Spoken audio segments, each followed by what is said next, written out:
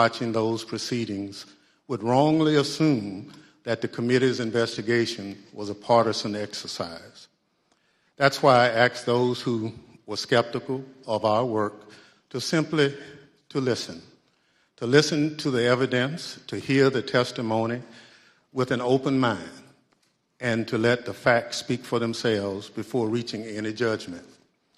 Over the course of these hearings, the evidence has proven that there was a multi-part plan led by former President Donald Trump to overturn the 2020 election. Donald Trump lost his bid for re-election, as shown from the testimony of some of the president's closest allies and advisors. Donald Trump knew he lost. Despite this knowledge, Donald Trump went to court to contest the 2020 election, and he lost in court. The Electoral College met and declared Joe Biden the winner, yet Donald Trump continued to pull out all the stops in his attempt to stay in power. What Donald Trump proceeded to do after the 2020 election is something no president has done before in our country. In a staggering betrayal of his oath, Donald Trump attempted a plan that led to an attack on a pillar of our democracy. It's still hard to believe. But the facts and testimony are clear, consistent, and undisputed. How do we know this? How have we been able to present such a clear picture of what took place? Because of the testimony we've heard and that we have presented to you through these proceedings, because of the documentary evidence we've gathered and also made available directly to you, the American people. When you look back at what has come out through this committee's work, the most striking fact is that all this evidence comes almost entirely from Republicans. The evidence that has emerged did not come from Democrats or opponents of Donald Trump. Instead, look at who's written and testified and produced evidence. Who has that been? Aides who've worked loyally for Donald Trump for years, Republican state officials and legislators, Republican electors, the chairwoman of the Republican National Committee, political professionals who worked at the highest levels of the Trump campaign, Trump appointees who served in the most senior positions in the Justice Department, President Trump's staff and closest advisors in the White House, members of the President Trump's family, his own White House counsel. I've served in Congress a long time. I can tell you it's tough for any congressional investigation to obtain evidence like what we've received, least of all such a detailed view into a president's inner circle. And I want to be clear, not all these witnesses were thrilled to talk to us. Some put up quite a fight, but ultimately the vast majority cooperated with our investigation. And what we've shown you over the last 4 months has been centered on the evidence that has come overwhelmingly from Republican witnesses. So I say to you again, as I did in June, this investigation is not about politics. It's not about party. It's about the facts, plain and simple. And it's about making sure our government functions under the rule of law as our Constitution demands. Today, as in previous proceedings, my colleagues and I will present new evidence. That includes new testimony from additional Republicans who served in the Trump administration, never before seen footage of congressional leaders on January 6th working to coordinate the response to the violence and ensure the people's business went forward. New materials produced to the committee by the Secret Service, details about the ongoing threat to American democracy. Today's proceeding will also be grounded in the facts, but it won't look exactly like all our other hearings. We'll also take a step back and look at the evidence in a broader context, providing a summary of key facts we've uncovered. Facts relevant to former President Trump's state of mind, about his motivation, and about his intent. What did President Trump know? What was he told? What was his personal and substantial role in a multi-part plan to overturn the election? For those of you who've watched our prior hearings, some of this evidence will look familiar. For those of you tuning in for the first time, we'll summarize some of the most important facts, and we'll urge you to go online and watch our hearing in full. There's one more difference about today.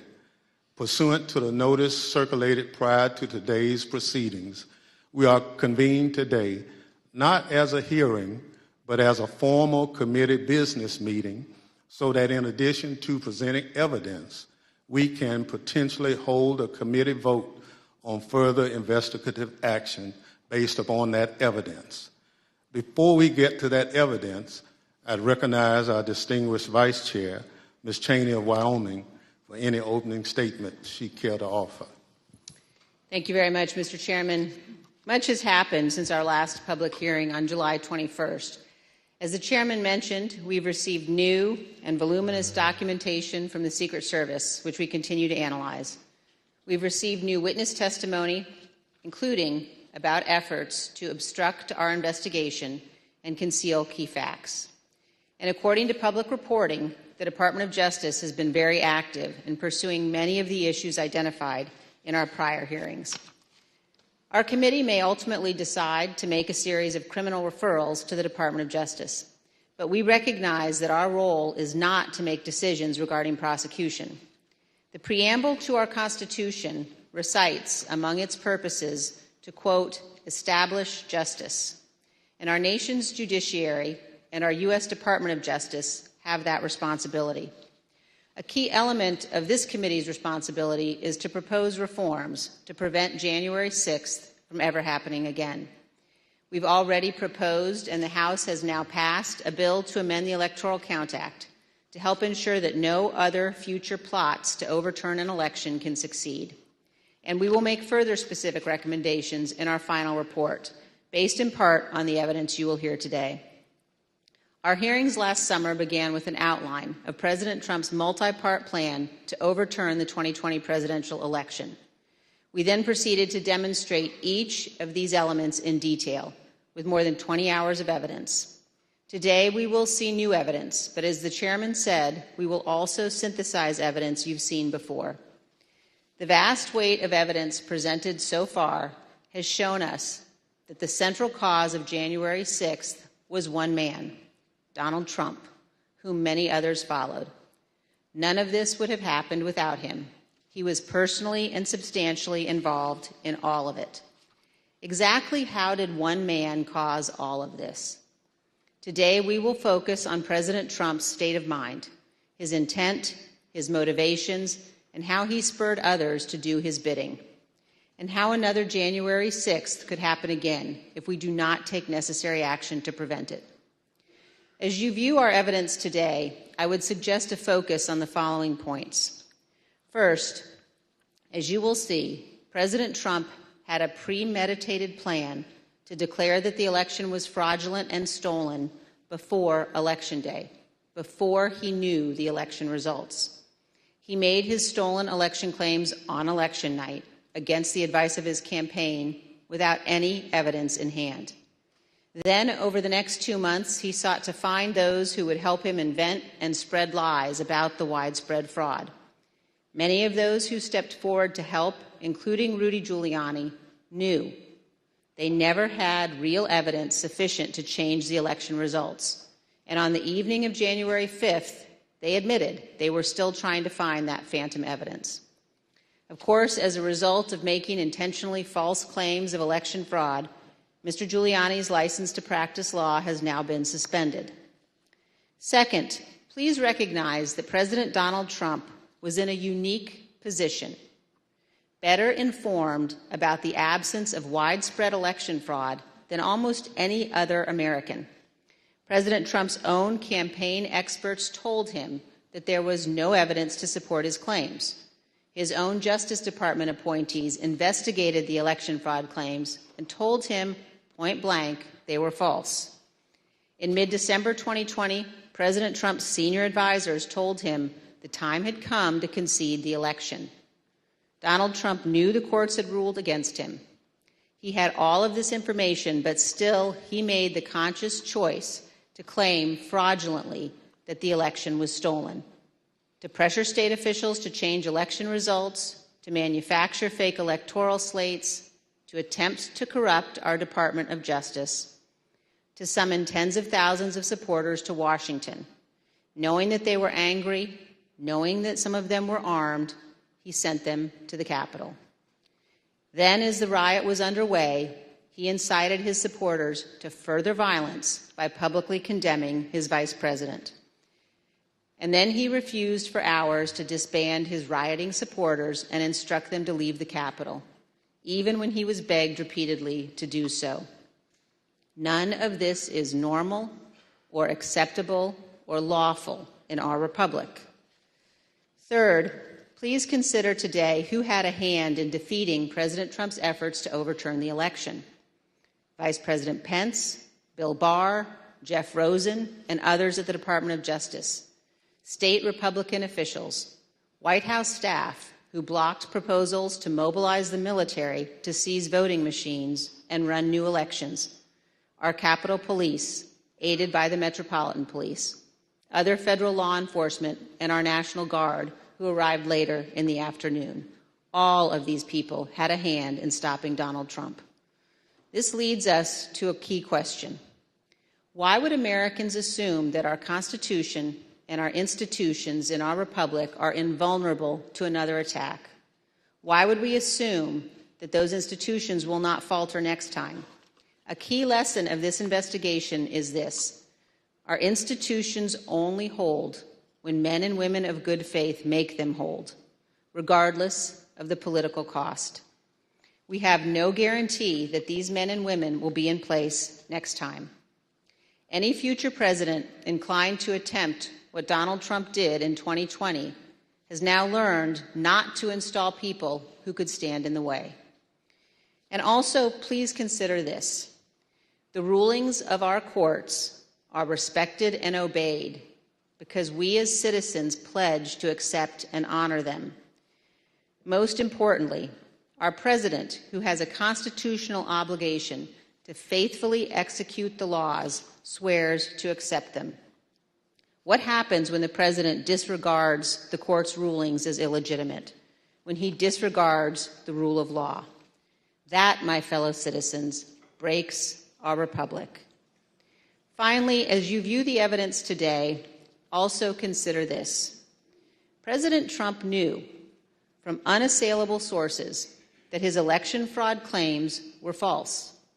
He admitted he had lost the election. He took actions consistent with that belief. Claims that President Trump actually thought the election was stolen are not supported by fact and are not a defense. There is no defense that Donald Trump was duped or irrational. No president can defy the rule of law and act this way in a constitutional republic, period. Mr. Chairman, our nation's federal judges are sworn to do impartial justice, to preserve our Constitution and preserve our Union. Dozens of these judges have been addressing January 6th cases, and many have given us plain, unmistakable warnings about the direction of our republic. Let me read from one judge's statement given at a recent sentencing hearing. Quote, "High-ranking members of Congress and state officials who know perfectly well the claim of fraud was and is untrue, and that the election was legitimate, are so afraid of losing their power they won't say so. It has to be crystal clear that it is not patriotism, it is not standing up for America, to stand up for one man who knows full well that he lost, instead of the Constitution he was trying to subvert." Mr. Chairman, the violence and lawlessness of January 6th was unjustifiable. But our nation cannot only punish the foot soldiers who stormed our Capitol. Those who planned to overturn our election and brought us to the point of violence must also be accountable. With every effort to excuse or justify the conduct of the former president, we chip away at the foundation of our republic. Indefensible conduct is defended, inexcusable conduct is excused. Without accountability, it all becomes normal, and it will recur. So as we watch the evidence today, please consider where our nation is in its history. Consider whether we can survive for another 246 years. Most people in most places on earth have not been free. America is an exception. And America continues only because we bind ourselves to our founders' principles, to our Constitution. We recognize that some principles must be beyond politics, inviolate, and more important than any single American who has ever lived. Thank you, Mr. Chairman. I yield back. Without objections, the chair recognizes the gentlewoman from California, Ms. Lofgren, for an opening statement. Thank you, Mr. Chairman. Very shortly after the election, we began this meeting by returning to election night, November 3rd, 2020. As the chairman noted, we've previously presented testimony about how the election results were expected to come in that night. In certain states, ballots cast by mail before Election Day would be counted only after the polls closed that evening. That meant that election results would not be known for some time. Although President Trump's campaign manager, Bill Stepien, House Republican leader Kevin McCarthy, and Jared Kushner had advised Donald Trump to encourage mail-in voting by Republicans, President Trump did not do so. I just remember generally, you had people arguing that we had a very, very robust get out the vote effort and that, mail-in ballots could be a good thing for us if we looked at it correctly. There was one meeting that was had in particular. I invited Kevin McCarthy to join the meeting, he being of like mind on the issue with me, in which we made our case for why we believed mail-in voting not to be a bad thing for his campaign. But the president's mind was made up. So it was expected before the election that the initial counts in some states, in other words, those votes cast on Election Day, would be more heavily Republican, and this would create the false perception of a lead for President Trump, a so-called red mirage. But as the results of the absentee ballots that were later counted, there could be trends towards Vice President Biden as those mail-in ballots were counted. Now, on election night, Donald Trump's advisors specifically told him he didn't have a factual basis to declare victory. He should wait for the remaining ballots to be counted. Here is campaign manager Bill Stepien. It was far too early to be making any calls like that. Ballots were still being counted. Ballots were still going to be counted for days. And it was far too early to be making any proclamation like that. My recommendation was to say that votes were still being counted. It's too early to tell, too early to call the race. But President Trump did declare victory in the late hours of election night. Not only did he declare victory, he also called for the ongoing count of votes to just stop. Stopping the count would have violated both federal and state laws and also disenfranchised millions of voters who lawfully cast their vote. He called for that action anyway. Here's what he said. This is a fraud on the American public. This is an embarrassment to our country. We were getting ready to win this election Frankly, we did win this election. We did win this election. We want all voting to stop. We now know more about President Trump's intention for election night. The evidence shows that his false victory speech was planned well in advance, before any votes had been counted. It was a premeditated plan by the president to declare victory no matter what the actual result was. He made a plan to stay in office before Election Day. Now, the vice president's staff was concerned with what Donald Trump might do on election night. They took steps to ensure that Mr. Pence would not echo a false victory announcement from President Trump. Here's what the Vice President's counsel, Greg Jacob, told us about his preparations with the Vice President's Chief of Staff, Mark Short. Mark had indicated to me that there was a possibility that there would be a declaration of victory within the White House that some might push for. And this is prior to the election results being known. And that he was trying to figure out a way of avoiding the vice president sort of being thrust into a position of needing to opine on that when he might not have sufficient information to do so. Now, following this conversation, Mr. Jacob drafted a memo to Mr. Short, which the Select Committee got from the National Archives.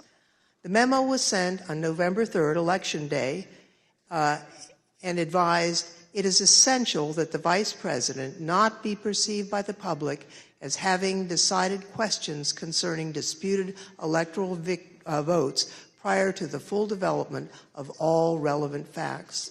A few days before the election, Mr. Trump also consulted with one of his outside advisors, inside activist Tom Fitton, about the strategy for election night. The Select Committee got this pre-prepared statement from the National Archives.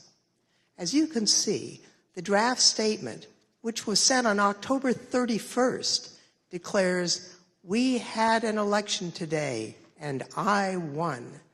And the Fitton memo specifically indicates a plan that only the votes counted by the Election Day deadline, and there is no Election Day deadline, would matter. Everyone knew that ballot counting would lawfully continue past Election Day. Claiming that the counting on election night must stop before millions of votes were counted was, as we now know, a key part of President Trump's premeditated plan. On Election Day, just after 5 p.m., Mr. Fitton indicated he'd spoken with the president about the statement. Sending along again, just talked to him about the draft below.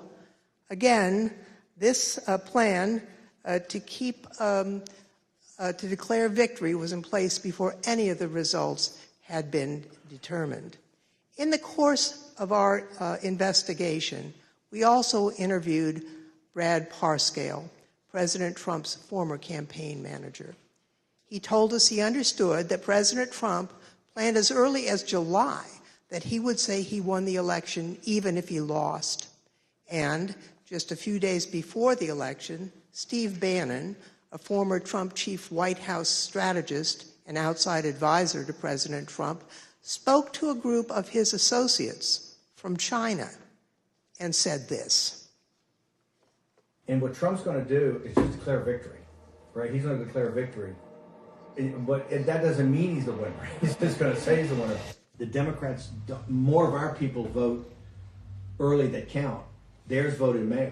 And so they're going to have a natural disadvantage, and Trump's going to take advantage of that. That's our strategy. He's going to declare himself a winner. So when you wake up Wednesday morning, it's going to be a firestorm. Also, if Trump is losing by 10 or 11 o'clock at night, it's going to be even crazier. Because he's going to sit right there and say they stole it. Agree. I'm directing the Attorney General to shut down all ballot places in all 50 states. It's going to be no. He's not going out easy. If Biden's winning, Trump is going to do some crazy shit. As you know, Mr. Bannon refused to testify in our investigation. He's been convicted of criminal contempt of Congress, and he's awaiting sentencing. But the evidence indicates that Mr. Bannon had advanced knowledge of Mr. Trump's intent to declare victory falsely on election night, but also that Mr. Bannon knew about Mr. Trump's planning January 6th. Here's the 5th. He's going to lose tomorrow. It's all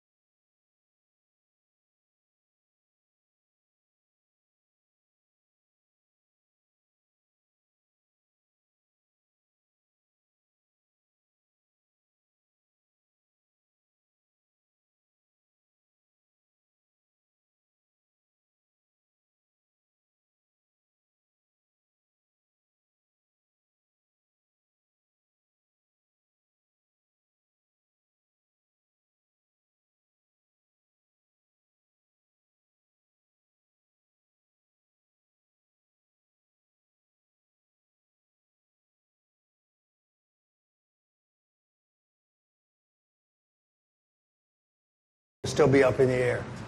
When that happens, the key thing to do is to claim victory. Possession is 9/10 of the law. No, we won. Fuck you. Sorry, over. We won. Yeah. You're wrong. Fuck you. ABC. I said fuck the Lord and let's get right to the violence. That's what I'm saying. Let's move forward. Time to start smashing pumpkins, if you know what I mean. Oh, yeah. The Select Committee called Mr. Stone as a witness, but he invoked his Fifth Amendment right against self-incrimination. Do you believe the violence on January 6th was justified? On the advice of counsel, I respectfully decline to answer your question on the basis of the Fifth Amendment. And Mr. Stone, did you have any role in planning for the violence on January 6th? Once again, I will assert my Fifth Amendment right to decline to answer your question. Although we don't yet have all the relevant records of Roger Stone's communications, even Stone's own social media posts acknowledge that he spoke with Donald Trump on December 27th as preparations for January 6th were underway. In this post, you can see how Roger Stone talked about his conversations with President Trump. He wrote, "I also told the president exactly how he can appoint a special counsel with full subpoena power to ensure those who are attempting to steal the 2020 election through voter fraud are charged and convicted, and to ensure Donald Trump continues as our president." As we know by now, the idea for a special counsel was not just an idle suggestion. It was something President Trump had actually tried to do earlier that month. We know that Roger Stone was at the Willard Hotel on January 5th and 6th, and we know from other witness testimony that President Trump asked his chief of staff, Mark Meadows, to speak with Roger Stone and General Michael Flynn that night. In addition to his connection to President Trump, Roger Stone maintained extensive direct connections to two groups responsible for violently attacking the Capitol, the Oath Keepers and the Proud Boys. Individuals from both of these organizations have been charged with the crime of seditious conspiracy. Now, what is seditious conspiracy?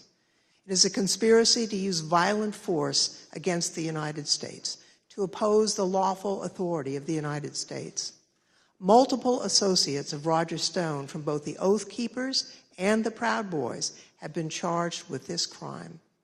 Close associates of Roger Stone, including Joshua James, have pled guilty to this crime. We know that at least 7 Oath Keepers who have been criminally charged provided personal security for Roger Stone or were seen with him on January 6th or in the weeks leading up to January 6th. For example, Joshua James, the leader of the Alabama Oath Keepers, provided security for Roger Stone and was with him on January 5th. This is the picture of the two together on January 5th. James entered the Capitol on January 6th. He assaulted a police officer. Earlier this year, he pled guilty to seditious conspiracy and obstruction of Congress. Another example is the married couple, Kelly and Connie Meggs. Now, Kelly Meggs was the leader of the Florida chapter of the Oath Keepers. Both he and his wife provided security for Roger Stone, and both are charged with leading a military-style stack attack of Oath Keepers, attacking the Capitol on January 6th. Perhaps even more disturbing is Roger Stone's close association with Enrique Tarrio, the national chairman of the Proud Boys. Roger Stone's connection with Enrique Tarrio and the Proud Boys is well documented by video evidence with phone records the Select Committee has obtained. Tarrio, along with other Proud Boys, has been charged with multiple crimes concerning the attack on January 6th, including seditious conspiracy. During the attack, Tarrio sent a message to other Proud Boys claiming, "We did that." He also visited the White House on December 12th. Later that day, he posted a disturbing video claiming credit for the attack. This video, posted on January 6th, was apparently created prior to the attack. This big lie, President Trump's effort to convince Americans that he had won the 2020 election, began before the election results even came in. It was intentional, it was premeditated, it was not based on election results or any evidence of actual fraud affecting the results or any actual problems with voting machines. It was a plan concocted in advance to convince his supporters that he won. And the people who seemingly knew about that plan in advance would ultimately play a significant role in the events of January 6th. Mr. Chairman, I yield back. Gentlewoman yields back. The chair recognizes the gentleman from Illinois, Mr. Kinzinger, for an opening statement. Thank you, Mr. Chairman. Very shortly after the election, the Trump campaign recognized that they had likely lost the election, and they informed Donald Trump of that fact. Even before the networks called the race for President Biden on November 7th, his chances of pulling out a victory were virtually non-existent, and President Trump knew it.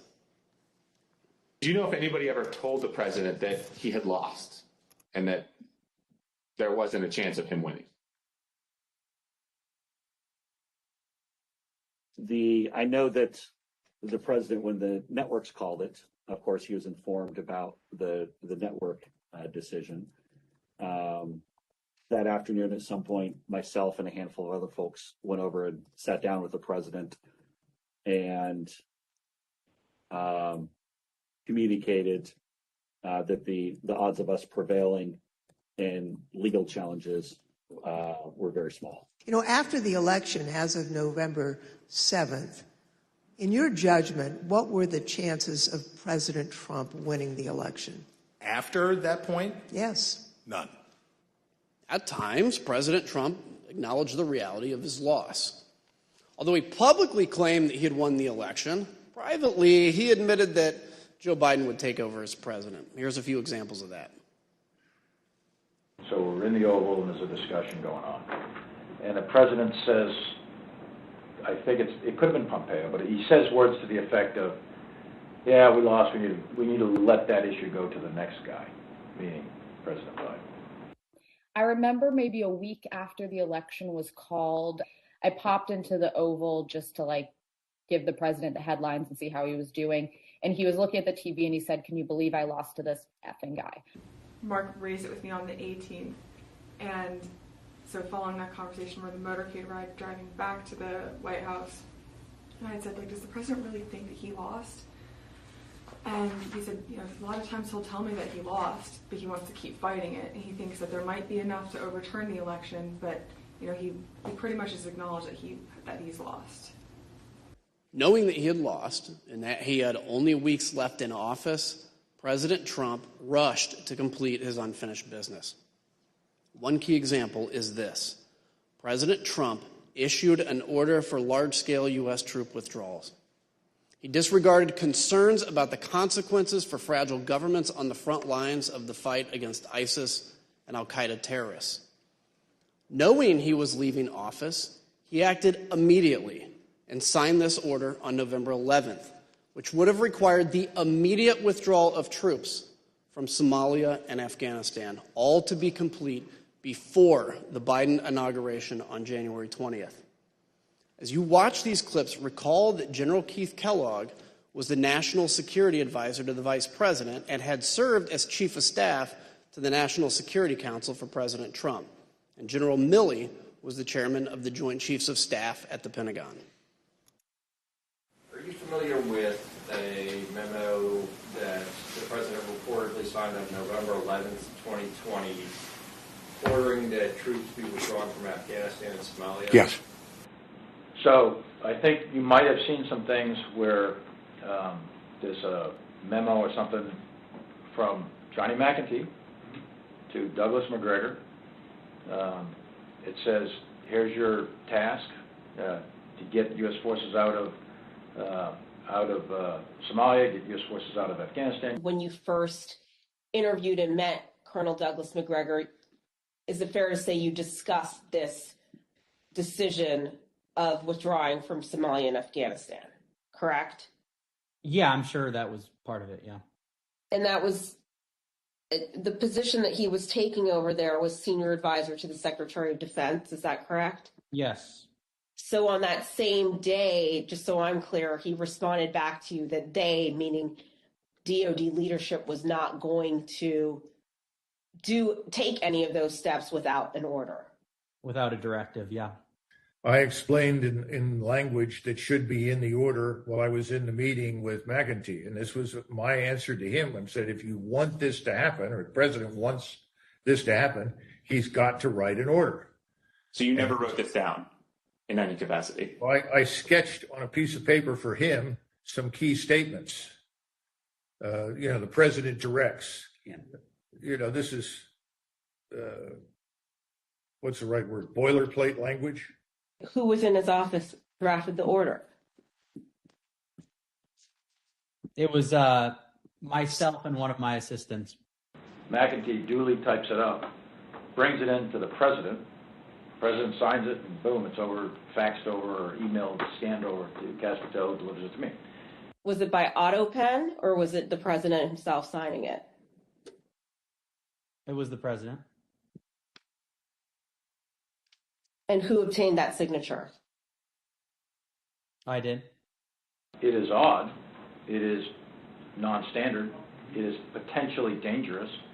I personally thought it was militarily not feasible, nor wise. And I proceeded to tell the PPO and proceeded to tell McGregor that if I ever saw anything like that, I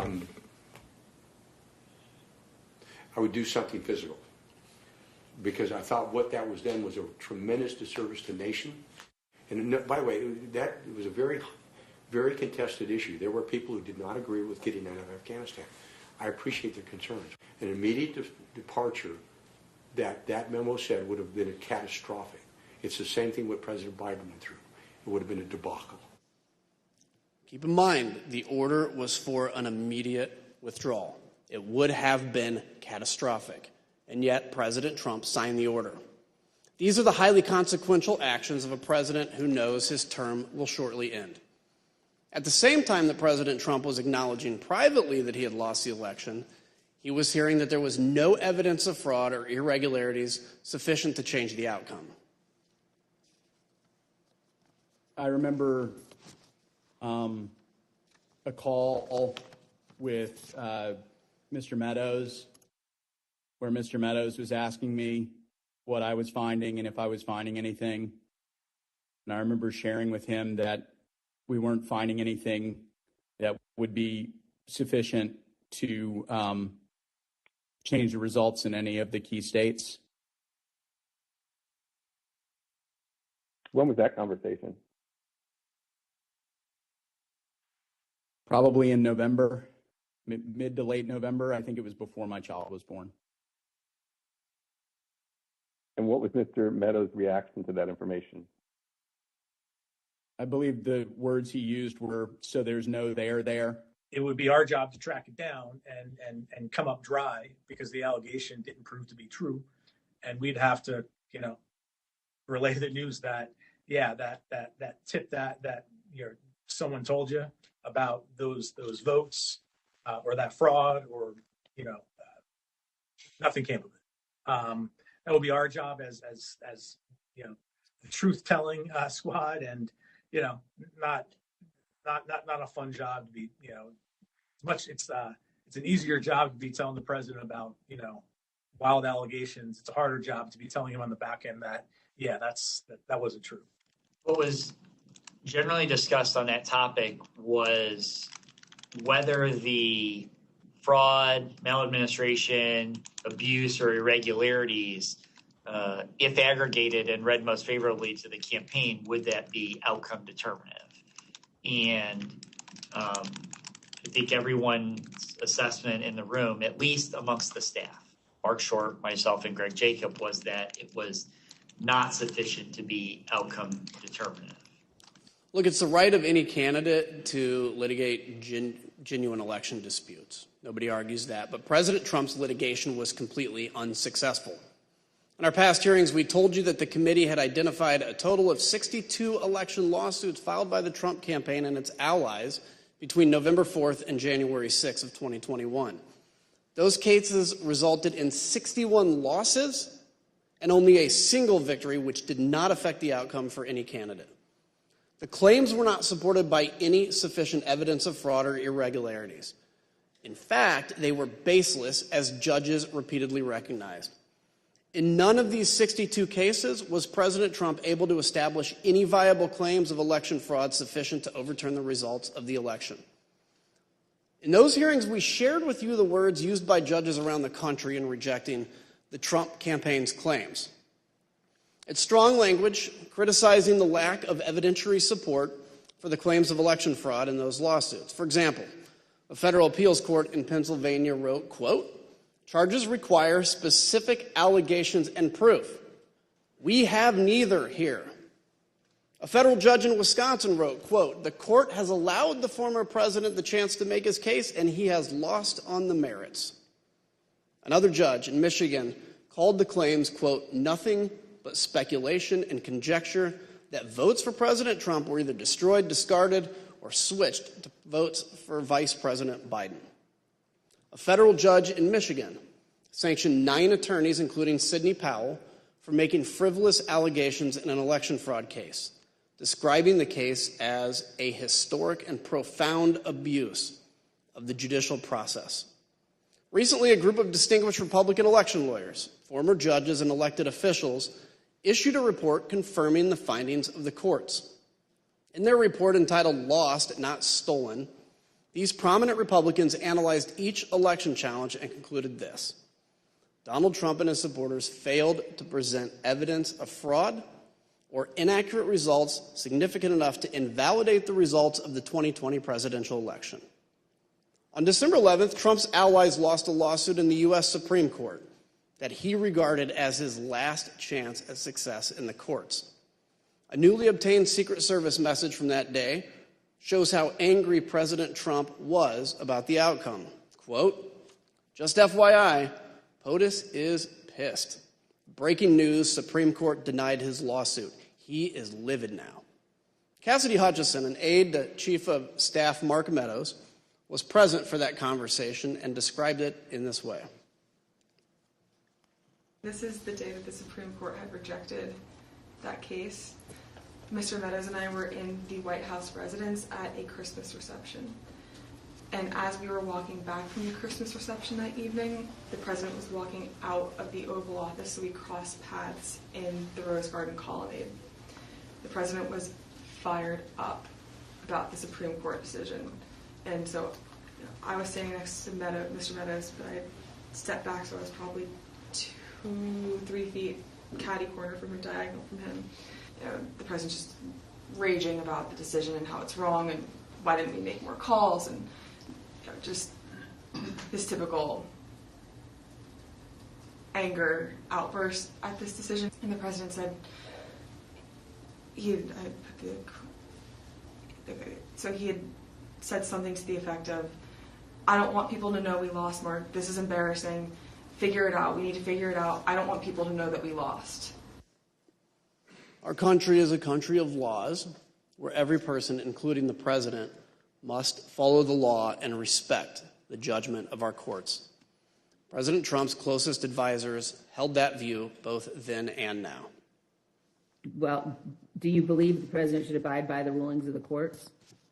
Oh, yes. We should all comply with the law at all times to the best of our ability, every one of us. So once the courts had ruled and the Electoral College had met, the election was over in your view? Yes, I think I've said previously that when the vice president made the certification and the litigation was complete, it was complete. When the Electoral College met on the 14th? Yes, as of December 14th, is that right? I think that's the right date, yes. I assume, Pat, that you would agree the president is obligated to abide by the rulings of the courts. Of course. And I assume you also would... Everybody is obligated to abide by rulings, of course. And I assume you also would agree the president has a particular obligation to take care that the laws be faithfully executed. That is one of the president's obligations, correct. Ivanka, do you believe the president's obligated to abide by the rulings of the courts? I do. By mid-December of 2020, President Trump's senior staff were attempting to persuade him to concede the election outcome. But if your question is that I believe he should concede the election at a point in time, yes, I did. December 14th was the day that the states certified their votes and sent them to Congress. And in my view, that was the end of the matter. I didn't see, I thought that this would lead inexorably to a new administration. I told him that my personal viewpoint was that the Electoral College had met, which is the system that our country is set under to elect a president and vice president. And I believed at that point that the means for him to pursue litigation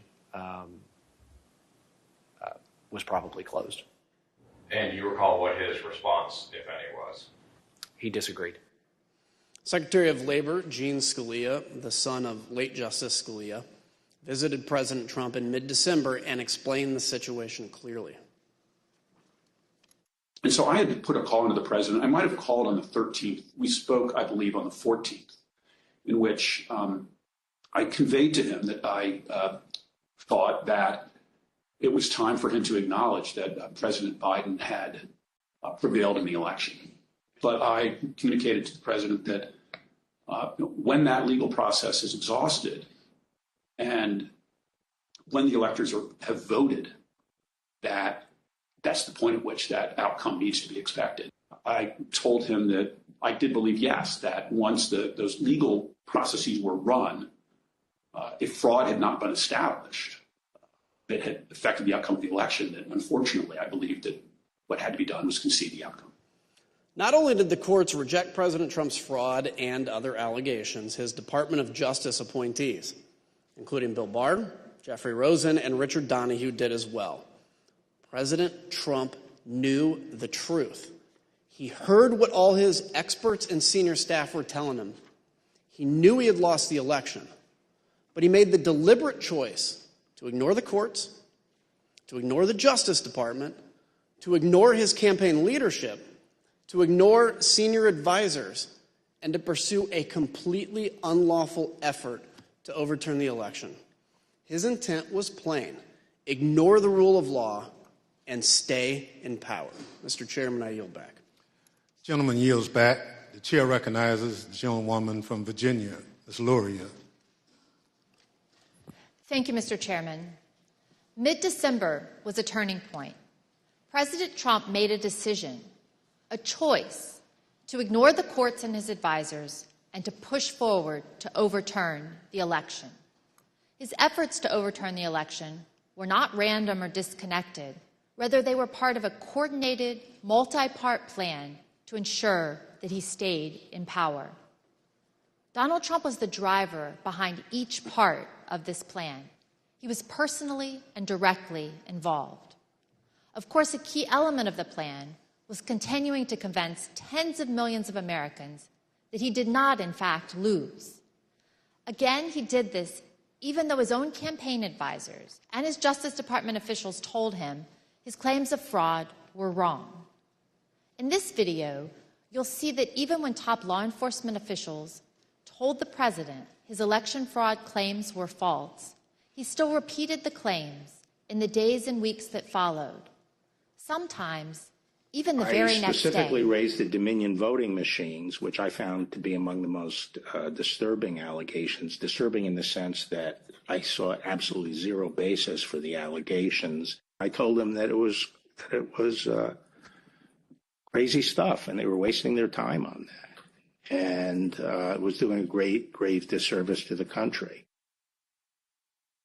We have a company that's very suspect. Its name is Dominion.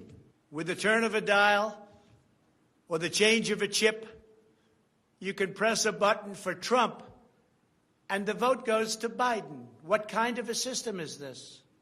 We definitely talked about Antrim County again. That was sort of done at that point because the hand recount had been done and all of that. But we cited back to that to say, you know, this is an example of what people are telling you and what's being filed in some of these court filings that are just not supported by the evidence.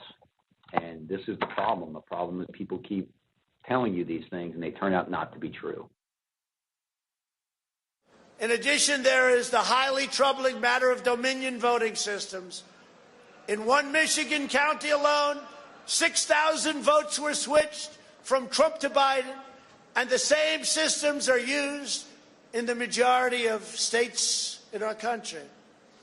I went into this and would, tell them how crazy some of these allegations were and how ridiculous some of them were.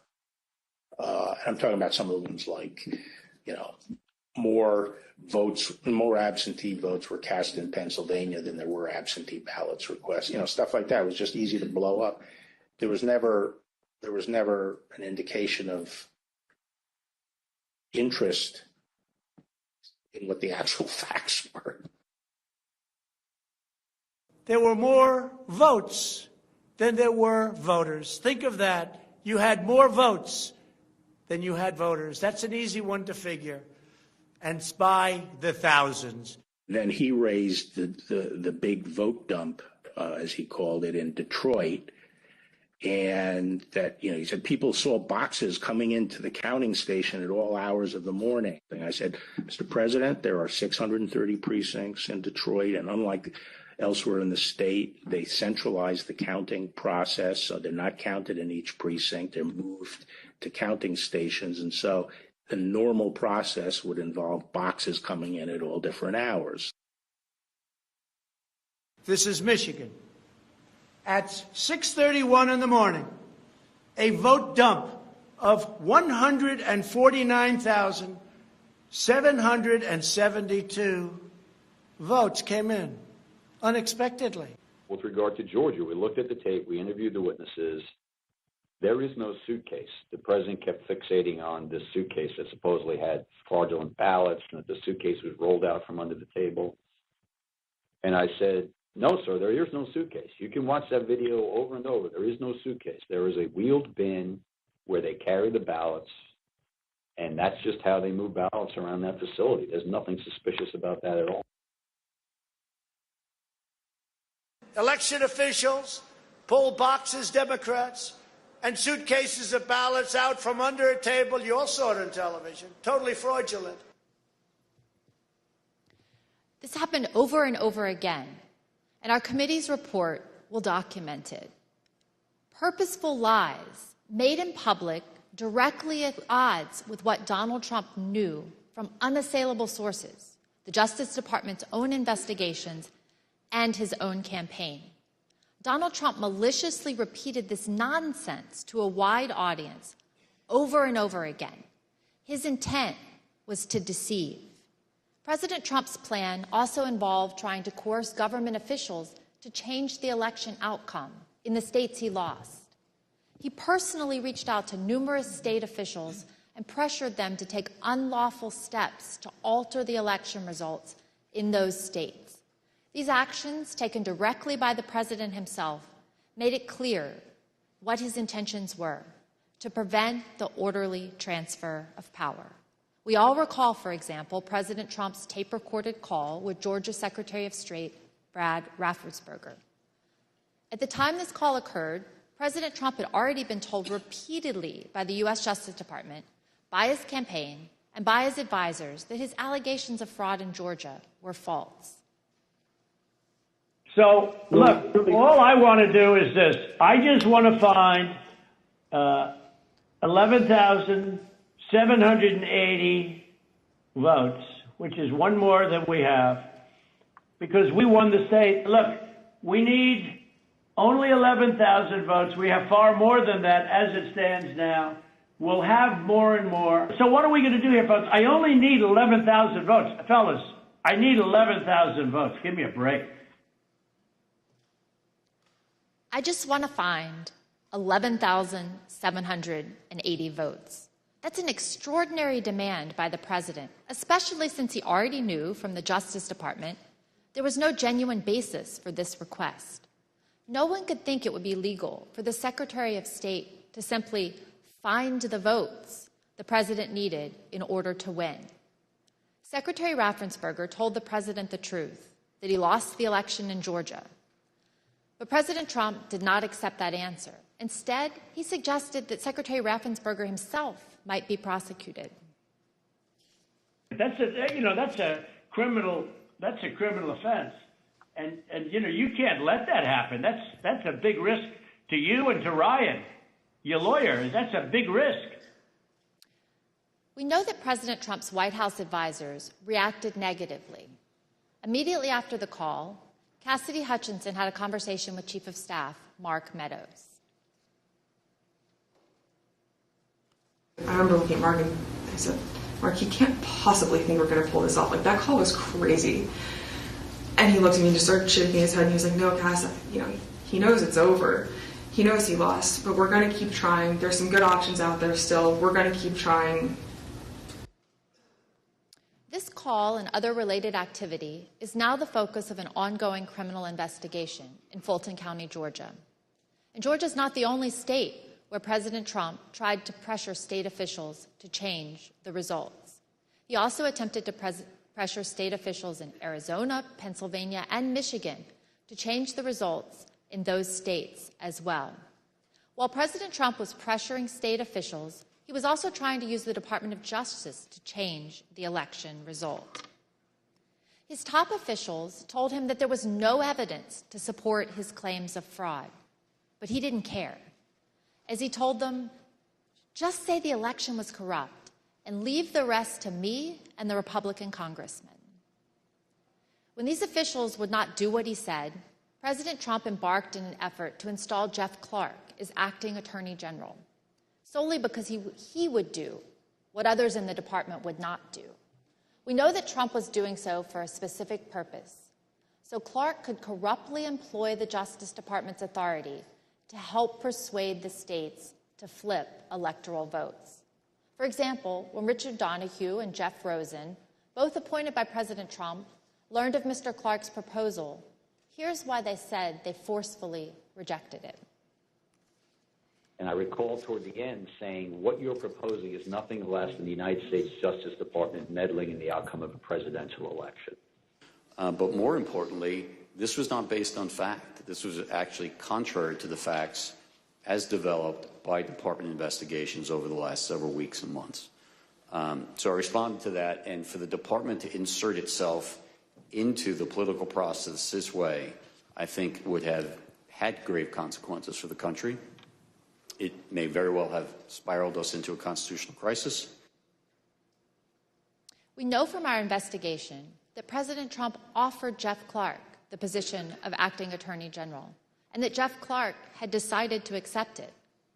The only reason this ultimately did not happen is that the White House counsel and a number of Justice Department officials confronted the president in the Oval Office and threatened mass resignations. And then, and I said something to the effect of, you're going to have a huge personnel blowout within hours because you're going to have all kinds of problems with resignations and other issues. And that's not going to be in anyone's interest. The president ultimately relented only because the entire leadership of the Department of Justice, as well as his White House counsel, threatened to resign. Mr. Chairman, I yield back. Gentlewoman yields back. The chair recognizes the gentlewoman from Florida, Mrs. Murphy, for an opening statement. Thank you, Mr. Chairman. President Trump's efforts to unlawfully overturn the results of the 2020 election were not limited to the big lie and pressuring state officials and the Department of Justice officials. Another key part of the president's effort was a scheme to assemble fake electors to cast false electoral votes in the states that President Trump lost. This was something done not only with the president's knowledge, but also with his direct participation. Ronna McDaniel, chair of the Republican National Committee, testified before this committee that President Trump and his attorney, Dr. John Eastman, called her and asked her to arrange for the fake electors to meet and rehearse the process of casting their fake votes. When I received the call, again, I don't remember the exact date. It was from the White House switchboard, and it was President Trump who had contacted me. And did President Trump have anyone else on the line with him? He introduced me to a gentleman named John Eastman. So I vaguely remember him mentioning that he was a professor, and then essentially he turned the call over to Mr. Eastman, who then proceeded to talk about the importance of the RNC helping the campaign gather these contingent electors in case any of the legal challenges that were ongoing changed the result of any of the states. These fake electors were ultimately part of the president's plan to replace genuine Biden electors with Trump electors on January 6th. As part of this plan, the false electoral slates were sent to the National Archives and to the Capitol. The fake electors plan was also tied to another plan, the coercive pressure campaign to make Vice President Mike Pence reject or refuse to count certain Biden electoral votes so that President Donald Trump would, quote, win re-election instead. Here's what Vice President Pence has said about this scheme. President Trump said I had the right to overturn the election. But President Trump is wrong. I had no right to overturn the election. The presidency belongs to the American people and the American people alone. And frankly, there is no idea more un-American than the notion that any one person could choose the American president. Make no mistake, President Trump knew that what he was demanding Vice President Pence do was illegal. He was informed of this repeatedly, and specifically on January 4th. Even his lawyer, John Eastman, admitted in front of President Trump that this plan would break the law by violating the Electoral Count Act. Did John Eastman ever admit, as far as you know, in front of the president, that his proposal would violate the Electoral Count Act? I believe he did on the 4th. And Dr. Eastman confirmed this in writing. Recall this email written on January 6, in which Vice President Pence's counsel asked Dr. Eastman, "Did you advise the President that in your professional judgment, the Vice President does not have power to decide things unilaterally?" Dr. Eastman replied, "He's been so advised." Of course, President Trump's own White House counsel, Pat Cipollone, also recognized that this plan was unlawful. Here is Mr. Cipollone's testimony. My view is that the Vice President didn't have the legal authority to do anything except what he did. There is no doubt that President Trump's pressure campaign on Vice President Pence was significant. On the morning of January 6, President Trump called the Vice President from the Oval Office and demanded that he overturn the results of the election. Numerous witnesses told the Select Committee about the invective that President Trump leveled at his own Vice President. Something to the effect, the wording's wrong. I made the wrong decision 4 or 5 years ago. And the word that she relayed to that the President called the Vice President, I apologize for being impolite, but do you remember what she said her father called him? The P word. But Vice President Pence didn't waver even when his own life was endangered by President Trump and the rioters at the Capitol on January 6th, as you'll see in more detail later. A federal judge concluded, based on this and other evidence, that President Trump's pressure campaign against the Vice President likely violated multiple criminal statutes. In the end, all these people, Department of Justice officials, state elections officials, his own Vice President, stood strong in the face of President Trump's immense pressure. But as we now know, President Trump had already summoned tens of thousands of his supporters to Washington on January 6 to take back their country. On December 19th, President Trump first told his supporters to come to Washington. In this and numerous other tweets, he fraudulently and repeatedly promoted January 6 as the day Americans could come and change the election outcome. For weeks, President Trump worked with others to plan the rally, intending all along that he would send an assembled crowd of angry supporters to the Capitol after his speech on the ellipse on January 6. We obtained a text message that one rally organizer sent on January 4th.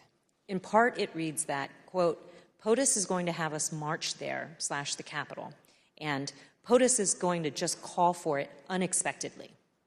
Again, each of these examples, the big lie, the pressure campaigns against state officials, the pressure campaign against the Department of Justice and his vice president, the fake electors, summoning the mob, all of this demonstrates President Trump's personal and substantial role in the plot to overturn the election.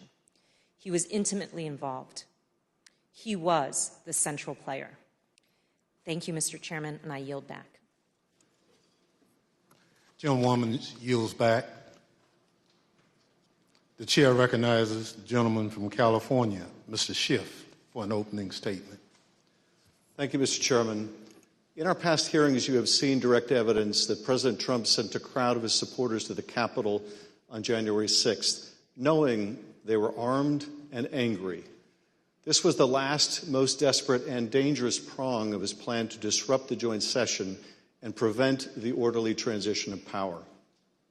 On the morning of the 6th, the Secret Service was at the ellipse, screening the members of the crowd as they entered the rally site.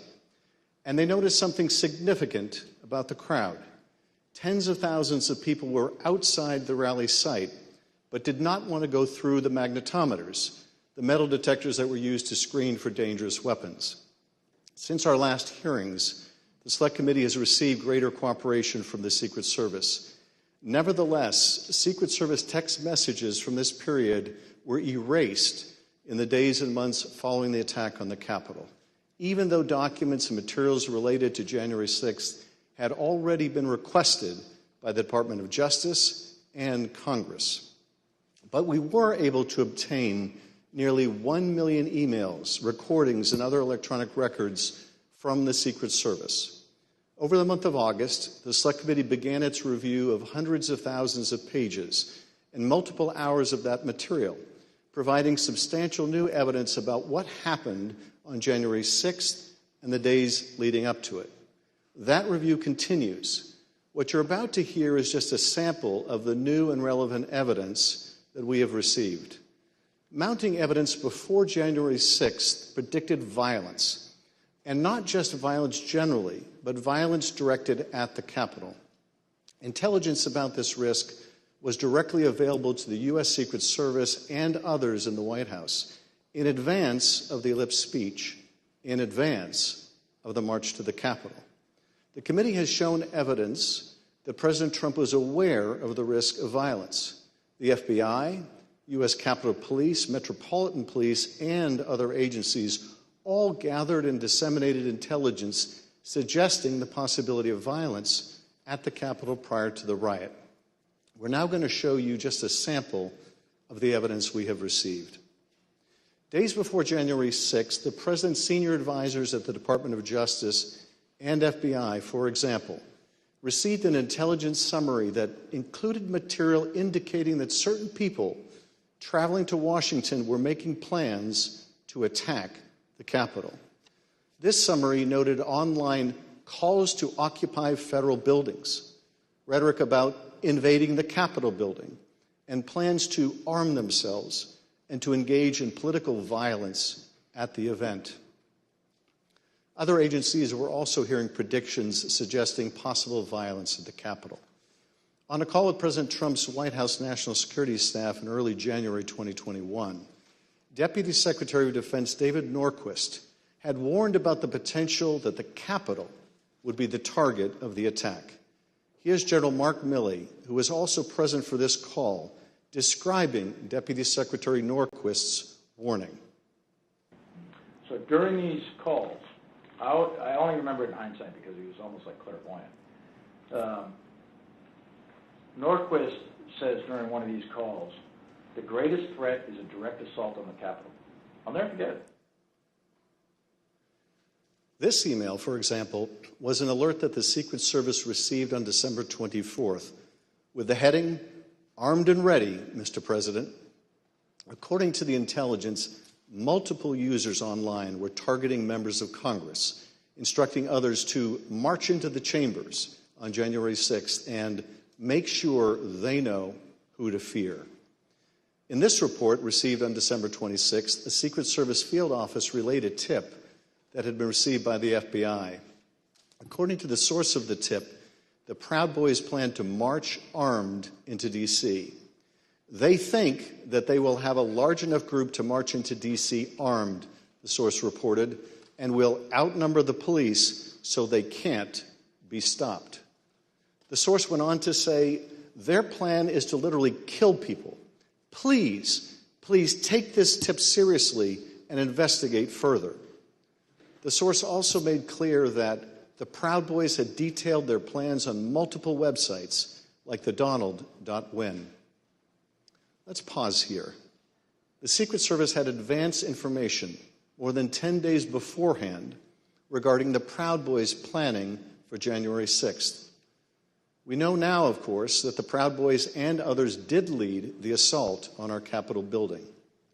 On December 31st, agents circulated intelligence reports that President Trump's supporters have proposed a movement to occupy Capitol Hill.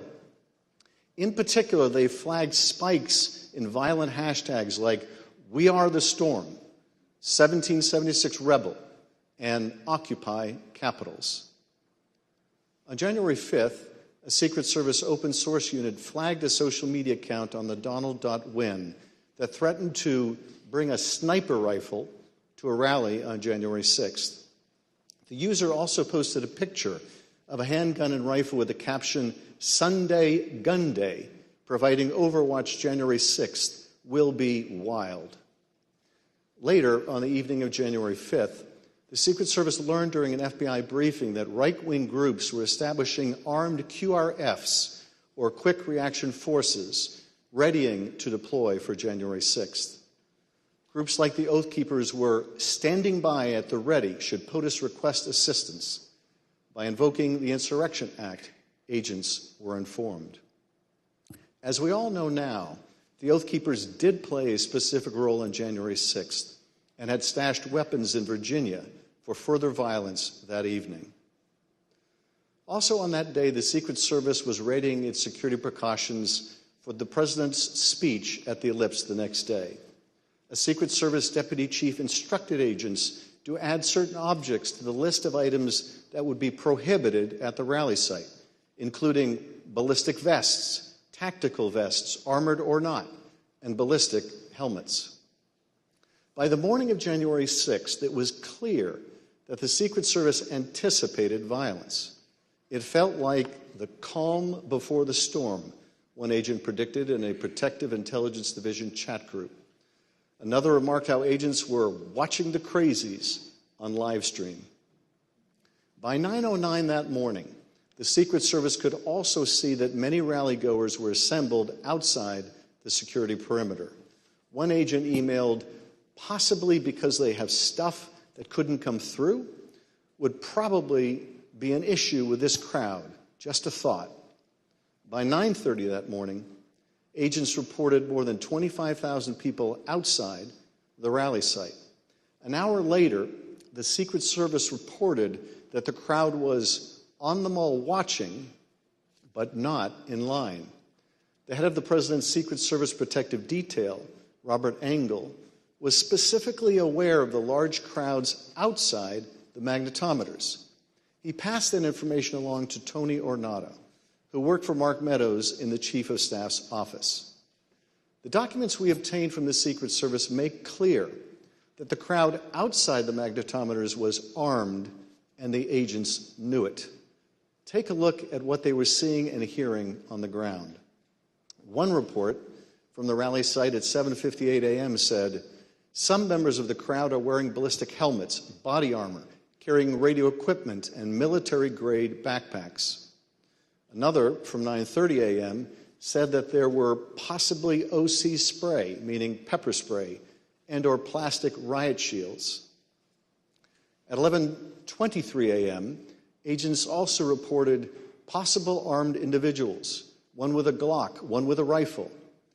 Over the next hour, agents reported possible man with a gun reported, confirmed pistol on hip located in a tree, and one detained at 14th and I Street Northwest. Individual had an assault rifle on his person. Minutes before President Trump began his speech, members of the Federal Protective Service, an agency tasked with protecting federal buildings, were alerted about an arrest of a protester with a gun on his waistband. And during the speech, the weapons-related arrests continued. At 12:13 p.m., United States Park Police arrested a man with a rifle in front of the World War II memorial. These agents remarked on the number of weapons that had been seized that day, speculating that the situation could get worse. With so many weapons found so far, you wonder how many are unknown, one agent wrote at 12:36 p.m. Could be sporty after dark. At 12:47 p.m., another agent responded, no doubt.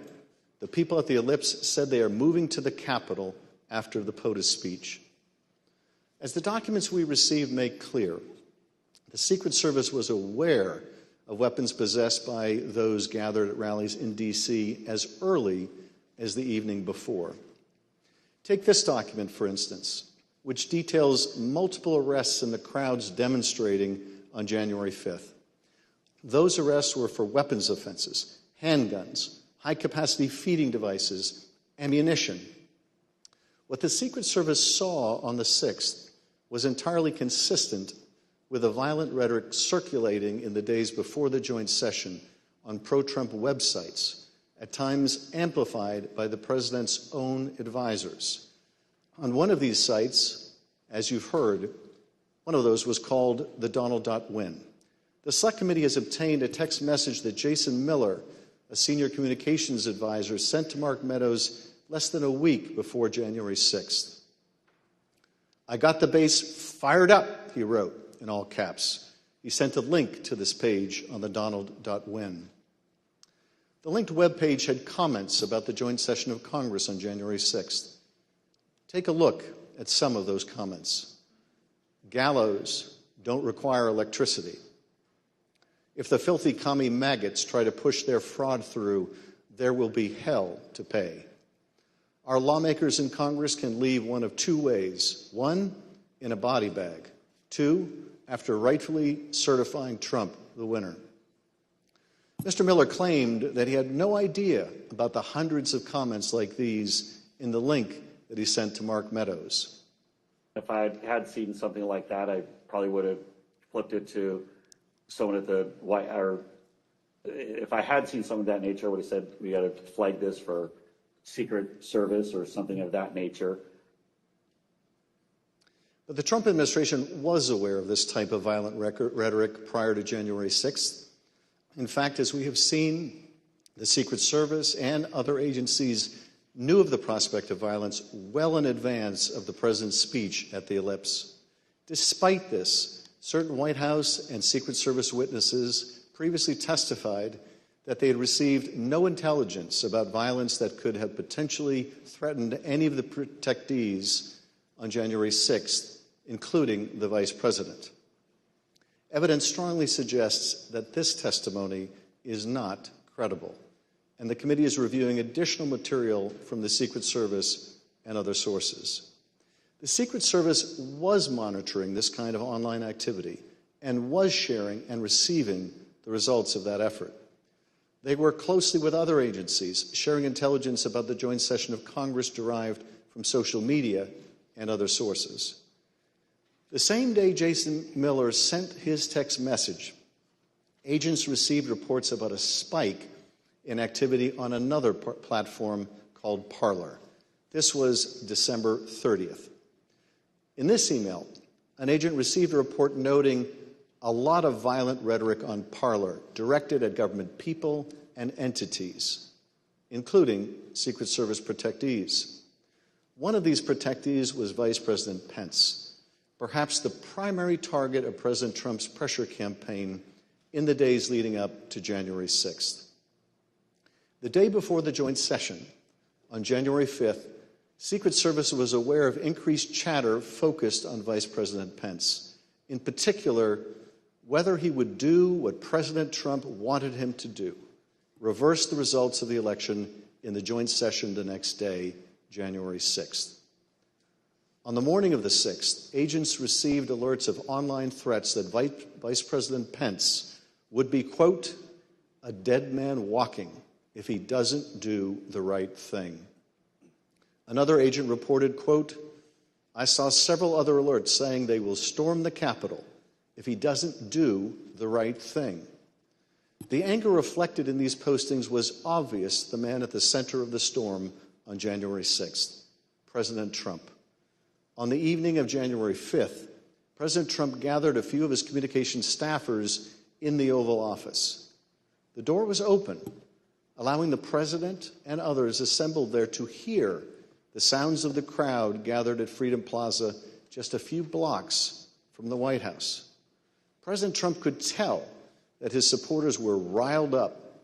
Here again is Judd Deere, a deputy White House press secretary, describing the president's reaction. He fairly quickly moved to how fired up the crowd is, or was going to be. What did he say about it?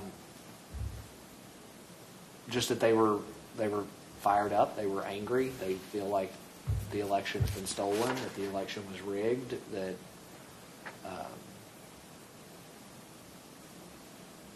we went on and on about that for a little bit. Yes, the president knew the crowd was angry because he had stoked that anger. He knew that they believed that the election had been rigged and stolen because he had told them falsely that it had been rigged and stolen. And by the time he incited that angry mob to march on the Capitol, he knew they were armed and dangerous. All the better to stop the peaceful transfer of power. Mr. Chairman, I yield back. Gentleman yields back. At this point in our meeting, we'll take a brief recess. Pursuant to the order of the committee of today, the chair declares the committee in recess for a period of approximately 10 minutes.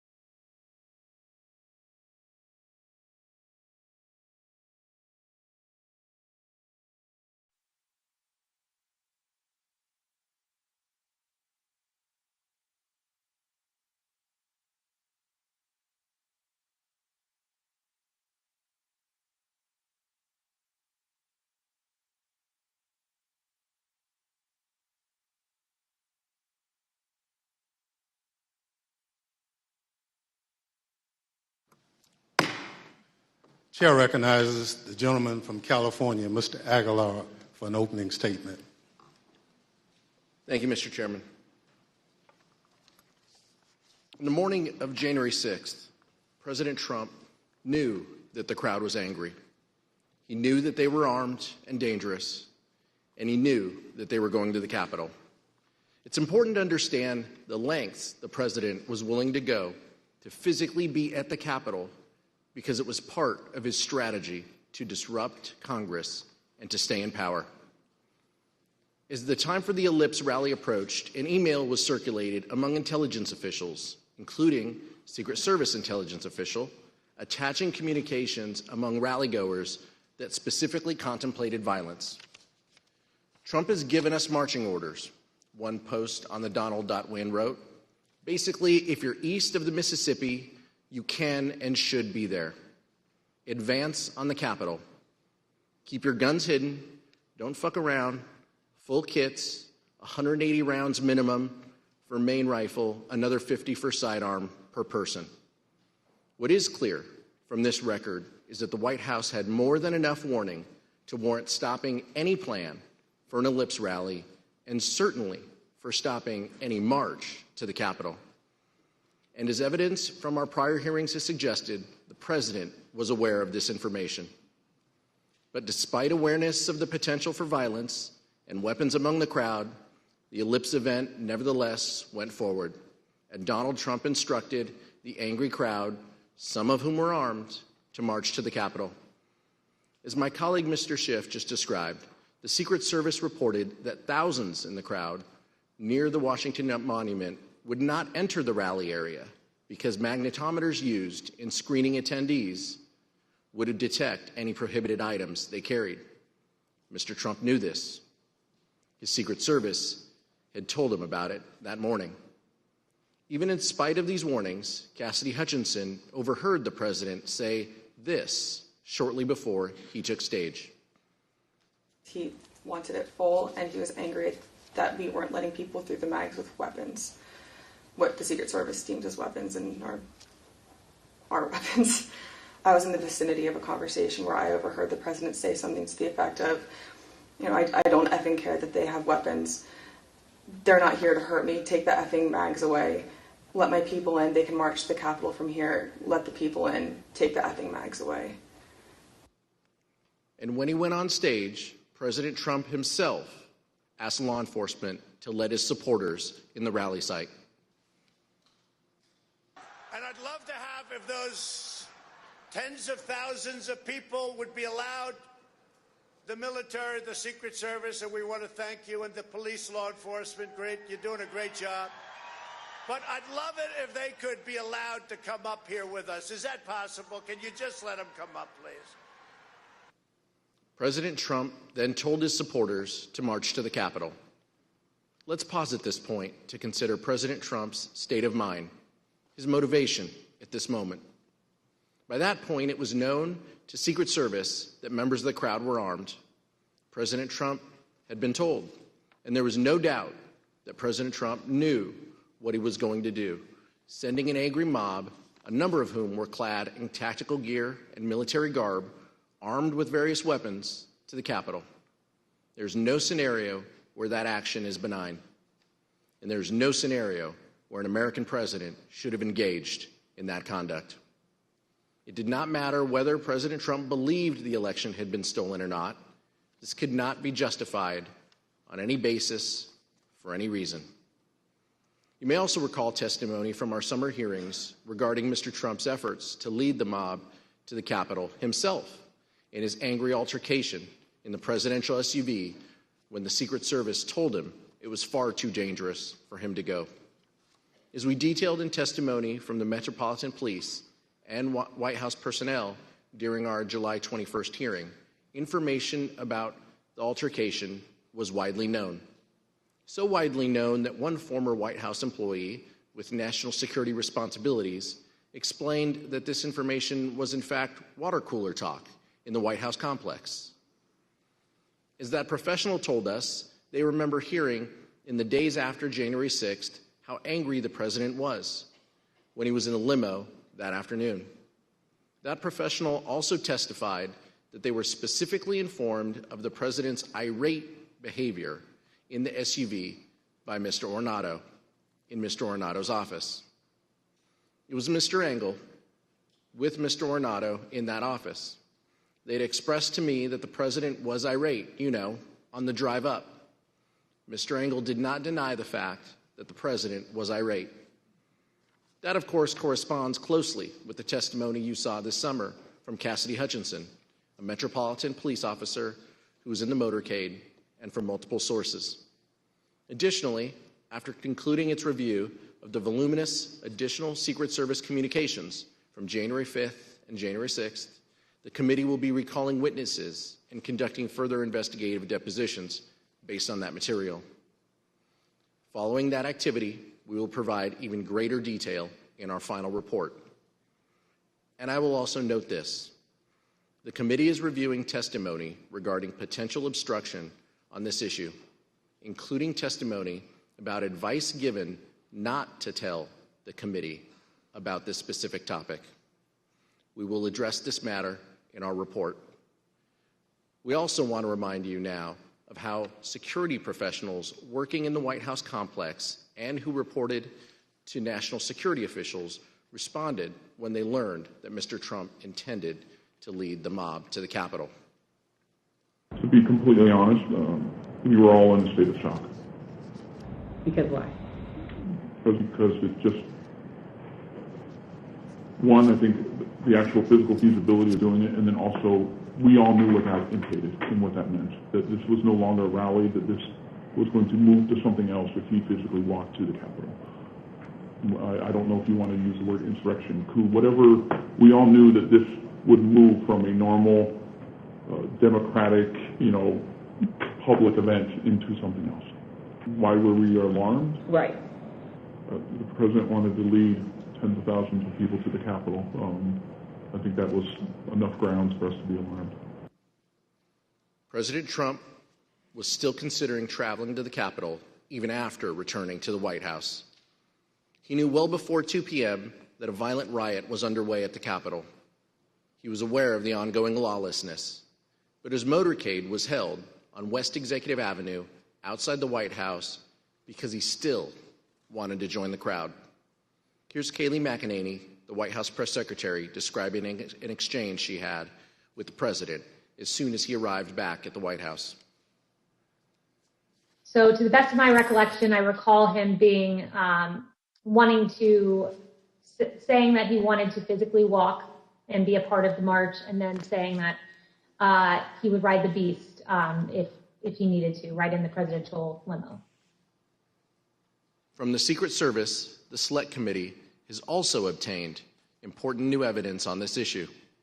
It shows how frantic this hour must have been for the Secret Service, scrambling to get the President of the United States to back down from a dangerous and reckless decision that put people in harm's way. Take a look at the Secret Service email from 1:19 p.m. on January 6th, the minute that President Trump got out of the presidential vehicle back at the White House. As soon as the president left his motorcade, leadership from the Secret Service contacted Bobby Engel, the lead agent for the presidential detail, and warned him that they were, quote, concerned about an OTR, an off-the-record movement to the Capitol. The people sworn to protect the safety of the President of the United States and who routinely put themselves in harm's way were convinced that this was a bad idea. Secret Service documents also reveal how agents were poised to take President Trump to the Capitol later that afternoon. Agents were instructed to don their protective gear and prepare for a movement. A few minutes later, they were told the president would leave for the Capitol in 2 hours. It wasn't until 1:55 p.m. that the president's lead Secret Service agent told them to stand down. We are not doing an OTR to the Capitol. By then, rioters had breached the Capitol and were violently attacking the efforts of the brave men and women in law enforcement trying to resist the mob. President Trump may not have gone to the Capitol on January 6th, but what he did from the White House cannot be justified. While congressional leaders, both Democrats and Republicans, worked with Vice President Pence to try and address the violence, President Trump refused urgent pleas for help from nearly everyone around him. And what he did do only made the situation worse. Mr. Chairman, I yield back. The gentleman yields back. The chair recognizes the gentleman from Maryland, Mr. Raskin, for an opening statement. Thank you, Mr. Chairman. The president was still exhorting his supporters at the ellipse to go fight like hell at 12:50, around the time that the first wave of rioters first breached barricades defending the Capitol. Secret Service documents we recently received give a timeline of precisely what the White House knew and when. At 1:19, the President's Emergency Operations Center sent an email to Secret Service, national security, and military advisors to the President and Vice President, informing them that, quote, hundreds of Trump supporters stormed through metal barricades at the back of the Capitol building about 1 p.m. Wednesday, running past security guards and breaking fences. When the President returned to the White House around 1:20, he entered the Oval Office and was told right then about the onset of violence at the Capitol. From that point until approximately 4 p.m., over the next 2 hours and 40 minutes, the President stayed in the White House dining room attached to the Oval Office and watched this unprecedented assault take place at the Capitol. We have testimony from several members of the President's White House staff establishing that President Trump refused entreaties from his closest advisors and family members to tell his supporters to stand down and leave the Capitol. Here's the testimony of President Trump's White House counsel, Pat Cipollone. I can't talk about conversations with the president, but I can generically say that I said, people need to be told, there needs to be a public announcement fast that they need to leave the Capitol. And Pat, could you let us know approximately when you said that? Approximately when? Almost immediately after I found out people were getting into the Capitol or approaching the Capitol in a way that was violent. Who on the staff did not want people to leave the Capitol? On the staff? In the White House. I can't think of anybody, on that day who didn't want people to get out of the Capitol once, particularly once the violence started. No, I mean.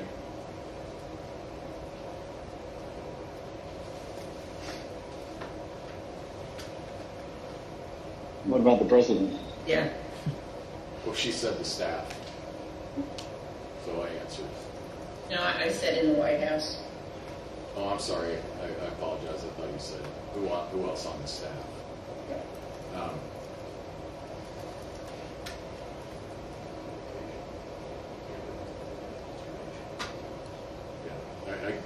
I can't reveal communications, but obviously I think,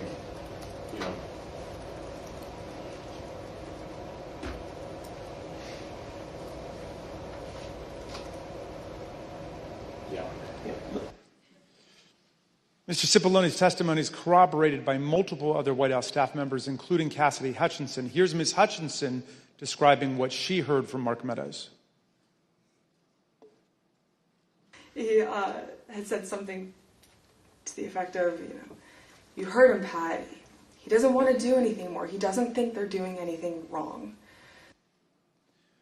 A former White House employee with national security duties similarly recalled an exchange between Mr. Cipollone and Eric Hirschman about President Trump's inaction against the mob assault underway at the Capitol. Mr. Hirschman said something to Mr. Cipollone. He seemed to relay that, the president didn't want anything done. Throughout this period, some of the president's most important political allies, family members, and senior staff all begged him to tell his supporters to disperse and go home.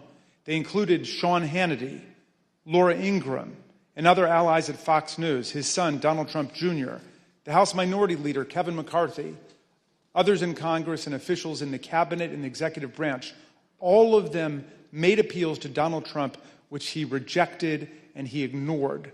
The Select Committee interviewed several people who were in the dining room with Donald Trump that afternoon, and every single one of these witnesses told us that he was watching the violent battles rage on television.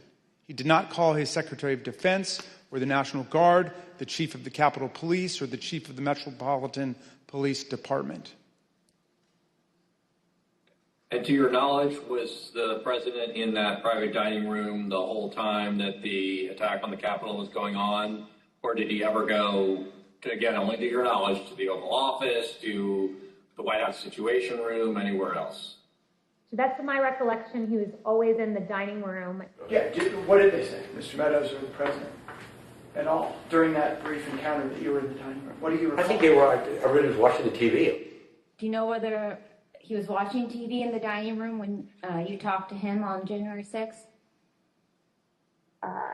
It's my understanding he was watching television. When you were in the dining room in these discussions, was the violence at the Capitol visible on the screen on the television? Yes. As the president watched the bloody attack unfold on Fox News from his dining room, members of Congress and other government officials stepped into the gigantic leadership void created by the president's chilling and studied passivity that day. What you're about to see is previously unseen footage of congressional leaders, both Republicans and Democrats, as they were taken to a secure location during the riot. You'll see how everyone involved was working actively to stop the violence, to get federal law enforcement deployed to the scene, to put down the violence and secure the Capitol complex. Not just Democrats like Speaker Nancy Pelosi and House Majority Leader Steny Hoyer, but Republicans like Vice President Pence, Senate Majority Leader Mitch McConnell, Majority Whip John Thune, and countless other appointees across the administration. All of them did what President Trump was not doing, what he simply refused to do. Take a listen.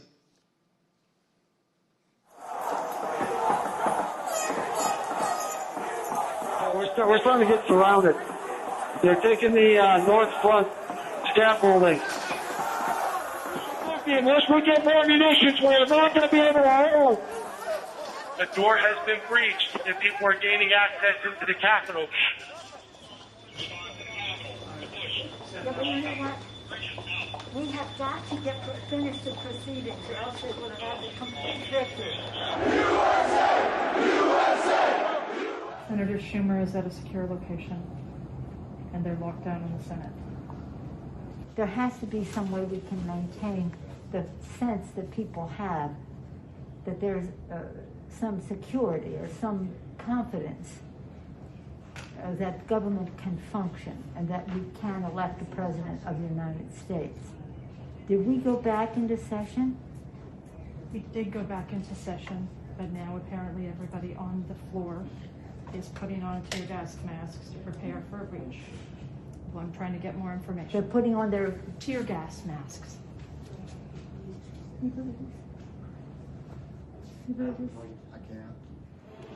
We need an area for the House members. They're all walking over now through the tunnels.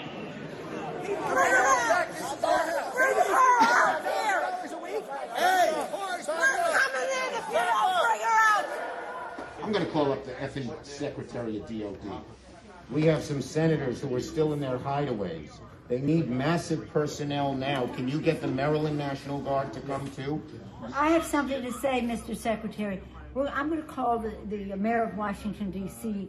right now and see what other outreach she has to other police departments, as Senator Leader Hoyer has mentioned.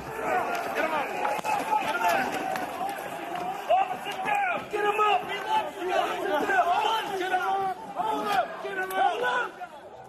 Hi, Governor. This is Nancy. Governor, I don't know if you have been approached about the Virginia National Guard. Mr. Hoyer was speaking to Governor Hogan, but I still think you probably need the okay of the federal government in order to come into another jurisdiction. Thank you. Oh my gosh, they're just breaking windows. They're doing all kinds of. It's really that they said somebody was shot. It's just horrendous, and all at the instigation of the President of the United States. Okay, thank you, Governor. I appreciate what you're doing, and if you don't mind, I'd like to stay in touch. Thank you. Okay. Thank you. Bye-bye. Virginia Guard has been called in. You know, I'm just talking to Governor Northam, and what he said is they sent 200 state police and a unit of the National Guard. They're breaking windows and going in, obviously ransacking our offices and all the rest of that. That's nothing. The concern we have about personal harm, personal safety, is it just transcends everything. But the fact is, on any given day, they're breaking the law in many different ways. And quite frankly, much of it at the instigation of the President of the United States. And now, if he could at least somebody. Yeah, why don't you get the President to tell them to leave the Capitol, Mr. Attorney General, in your law enforcement responsibility? A public statement, they should all leave. USA! USA! USA! USA! USA! USA! USA! This cannot be just we're waiting for so-and-so. We need them there now, whoever you got. You also have troops. This is Steny Hoyer. Troops. Okay, so we have a little bit of time to make that decision. Andrews Air Force Base. All right. Other military bases. Thank you. We need active duty National Guard. How soon in the future can you have the place evacuated, pulled, cleaned out? I don't want to speak for the leadership that's going to be responsible for executing the operation, so I'm not going to say that because they're on the ground and they're the Well, just pretend for a moment it was the Pentagon or the White House or some other entity that was under siege. And let me say, you can logistically get people there as you make the plan.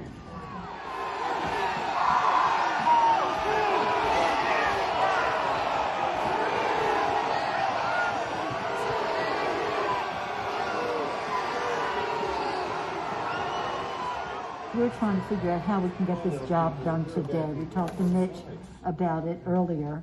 He's not in the room right now, but he was with us earlier and said, we want to expedite this, and hopefully they could confine it to just one complaint, Arizona, and then we could vote, and that would be, then just move forward with the rest of the state. The overriding wish is to do it at the Capitol.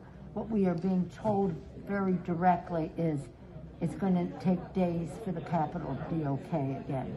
We've gotten a very bad report about the condition of the House floor with defecation and all that kind of thing as well. I don't think that that's hard to clean up, but I do think it is more from a security standpoint of making sure that everybody is out of the building, and how long will that take? I just got off with the Vice President. And I got off with the Vice President-elect. So I'll tell him. Okay. But what we left the conversation with, because he said he had the impression from Mitch that Mitch wants to get everybody back to do it there. Yes. I said that what we're getting a counterpoint that is, it could take time to clean up the poo-poo that they're making all over literally and figuratively in the Capitol, and that it may take days to get back.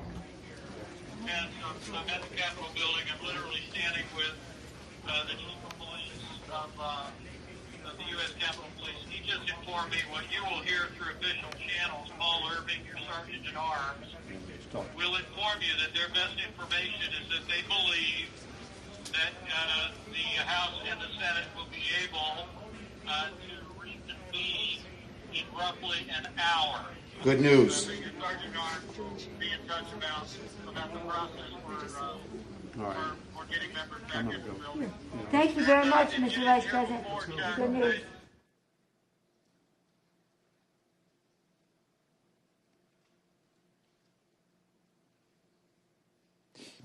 In this video, you just saw Senator Chuck Schumer urging Acting Attorney General Jeff Rosen to get President Trump to call off the rioters. Of course, Acting AG Rosen did take action to defend the government, as did many other officials, but congressional leadership recognized on a bipartisan basis that President Trump was the only person who could get the mob to end its violent siege of the Congress, leave the Capitol, and go home. Here's Senator McConnell speaking after January 6th about how President Trump abandoned his duties and failed to do his job. It was obvious that only President Trump could end this. He was the only one who could. Former aides publicly begged him to do so. Loyal allies frantically called the administration. The president did not act swiftly. He did not do his job. He didn't take steps so federal law could be faithfully executed and order restored. No. In the midst of this violent chaos, Kevin McCarthy implored Donald Trump to tell his supporters in the mob to leave the Capitol. And when that didn't work, McCarthy called Trump's adult children to try to get them to intercede with Trump to call off the insurrectionary violence. In our prior hearings, we showed you a description of what McCarthy told Republican Congresswoman Jamie Herrera Butler about his conversation with Trump during the violence. Another witness, Mick Mulvaney, President Trump's former chief of staff, has also come forward and corroborated her shocking account. You know, I asked Kevin McCarthy, who's the Republican leader, about this, and he said he called Donald Trump. He finally got through to Donald Trump, and he said, "You have got to get on TV. You've got to get on Twitter. You've got to call these people off." You know what the president said to him? This is as it's happening. He said, "Well, Kevin, these aren't my people. You know, these are Antifa." And Kevin responded and said, "No, they're your people. They literally just came through my office windows, and my staff are running for cover. I mean, they're running for their lives. You need to call them off." And the president's response to Kevin, to me, was chilling. He said, "Well, Kevin, I guess they're just more upset about the election, theft than you are." And that's, you've seen widespread reports of Kevin McCarthy and the president having basically a swearing conversation. That's when the swearing commenced, because the president was basically saying, "Nah, I'm okay with this." I had a conversation at some point in the day or week after the riot with Kevin McCarthy. Yeah, it was very similar to what Jamie had. The conversation she had retold about how he called and asked the president to get them to stop, and the president told him something along the lines of, "Kevin, maybe these people are just more angry about this than you are, maybe more upset." I had the conversation similar to that with Kevin in the day to week after the riot. And we know how Kevin McCarthy described President Trump's conduct, both in public and in private. The president bears responsibility for Wednesday's attack on Congress by mob rioters. He should have immediately denounced the mob when he saw what was unfolding. These facts require immediate action by President Trump. Accept his share of responsibility, quell the brewing unrest, and ensure President-elect Biden is able to successfully begin his term. But let me be very clear to all of you, and I've been very clear to the president. He bears responsibilities for his words and actions. No ifs, ands, or buts.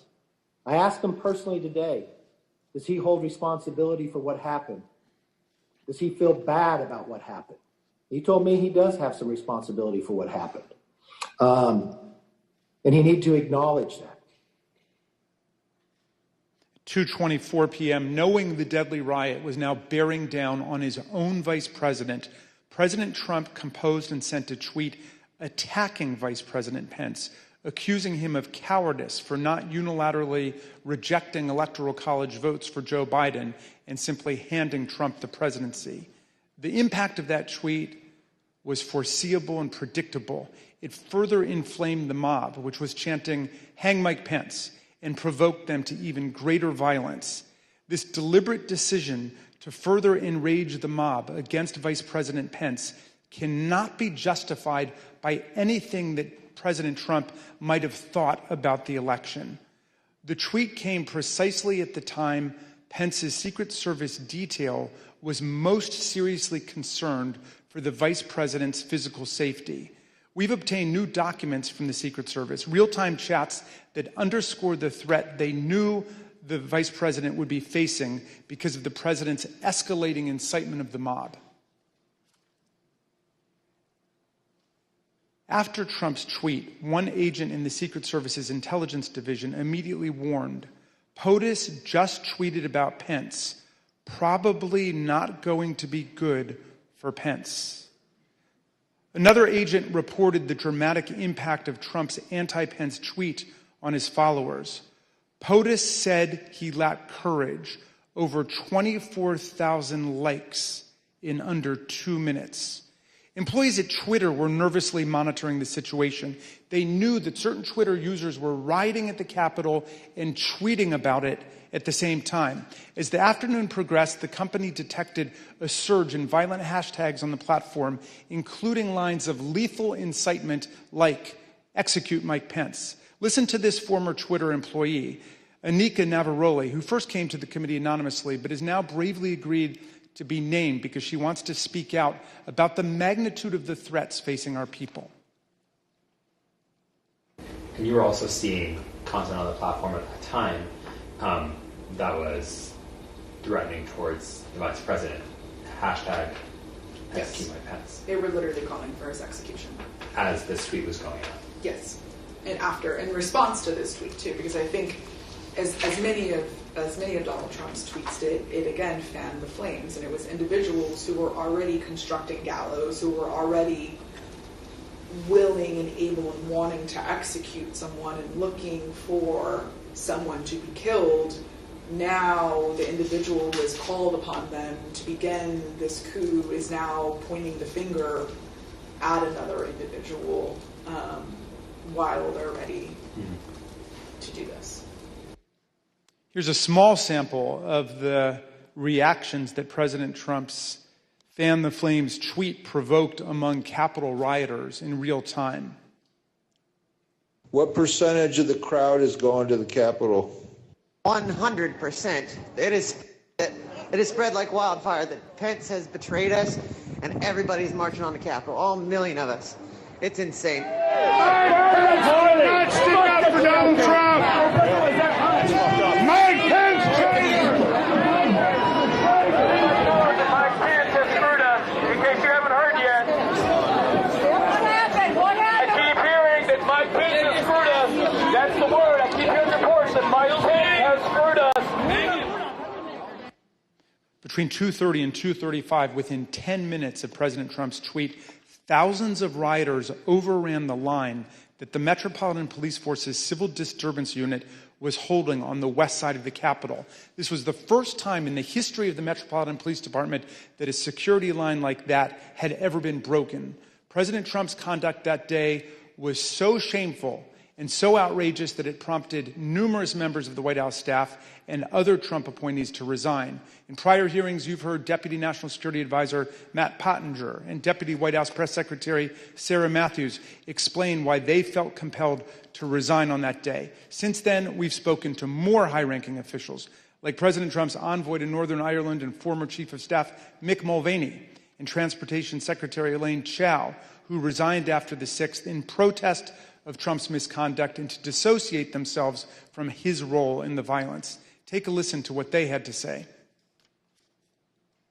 I was stunned by violence and was stunned by the president's apparent indifference to the violence. And now is the time for the president to be presidential. I thought he failed at doing it.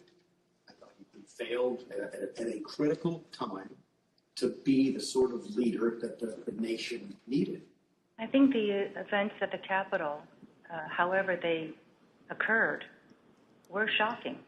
And it was something that, as I mentioned in my statement, that I could not put aside. And at a particular point, the events were such that it was impossible for me to continue, given my personal values and my philosophy. I came as an immigrant to this country. I believe in this country. I believe in a peaceful transfer of power. I believe in democracy. And so it was a decision that I made on my own. When security assistance began to arrive at the Capitol and the tide turned against the insurrection, President Trump finally gave his painfully belated instruction at 4:17 p.m. So after multiple hours of rioting and more than 100 serious injuries suffered by our law enforcement officers, the crowd finally began to disperse. Listen carefully to what they said as they decided to leave the Capitol. Here delivering the president's message. Donald Trump has asked everybody to go home. That's our order. He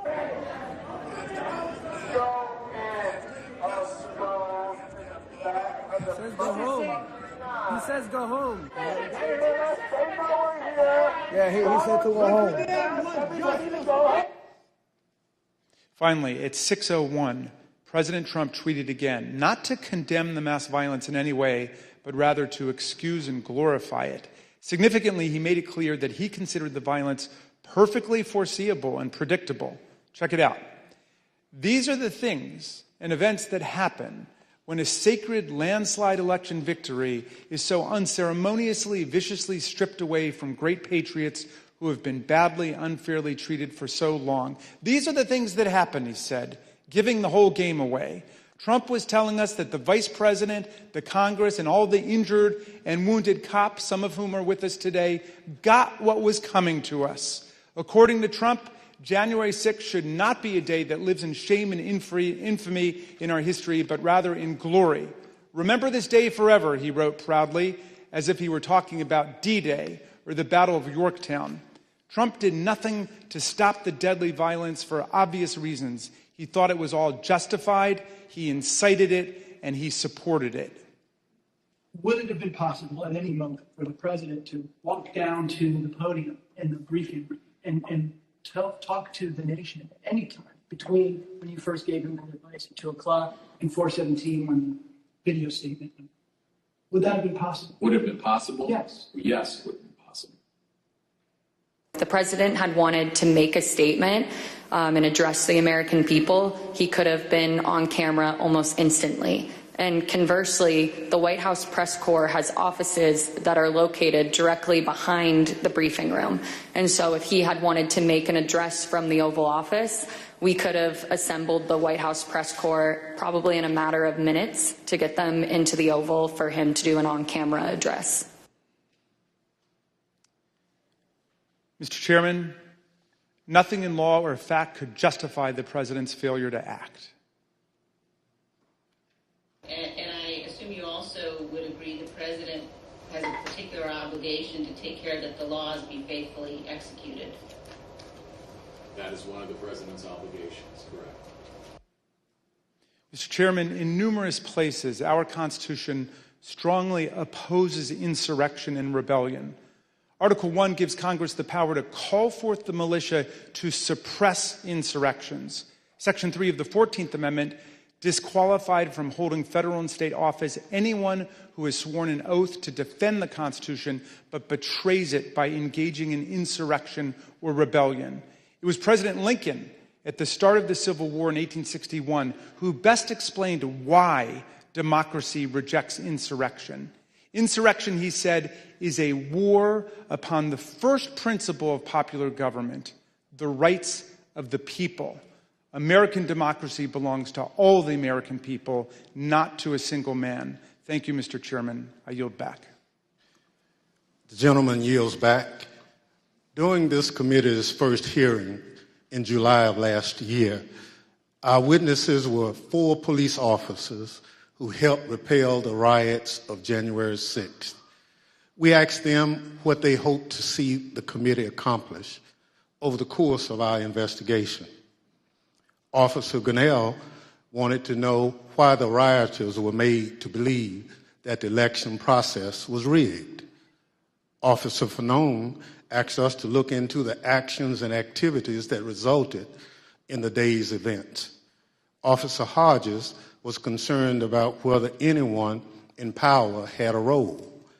Officer Dunn put it simply, get to the bottom of what happened. We've worked for more than a year to get those answers. We've conducted more than 1,000 interviews and depositions. We received and reviewed hundreds of thousands of pages of documents. Thanks to the tireless work of our members and investigators, we have left no doubt, none, that Donald Trump led an effort to upend American democracy that directly resulted in the violence of January 6th. He tried to take away the voice of the American people in choosing their president and replace the will of the voters with his will to remain in power. He is the one person at the center of the story of what happened on January 6th.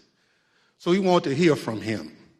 The committee needs to do everything in our power to tell the most complete story possible and provide recommendations to help ensure nothing like January 6th ever happens again. We need to be fair and thorough and gain a full context for the evidence we've obtained. But the need for this committee to hear from Donald Trump goes beyond our fact-finding. This is a question about accountability to the American people.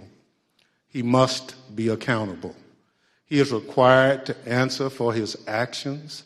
He's required to answer to those police officers who put their lives and bodies on the line to defend our democracy. He's required to answer to those millions of Americans whose votes he wanted to throw out as part of his scheme to remain in power. And whatever is underway to ensure this accountability under law, this committee will demand a full accounting to every American person of the events of January 6th. So it is our obligation to seek Donald Trump's testimony.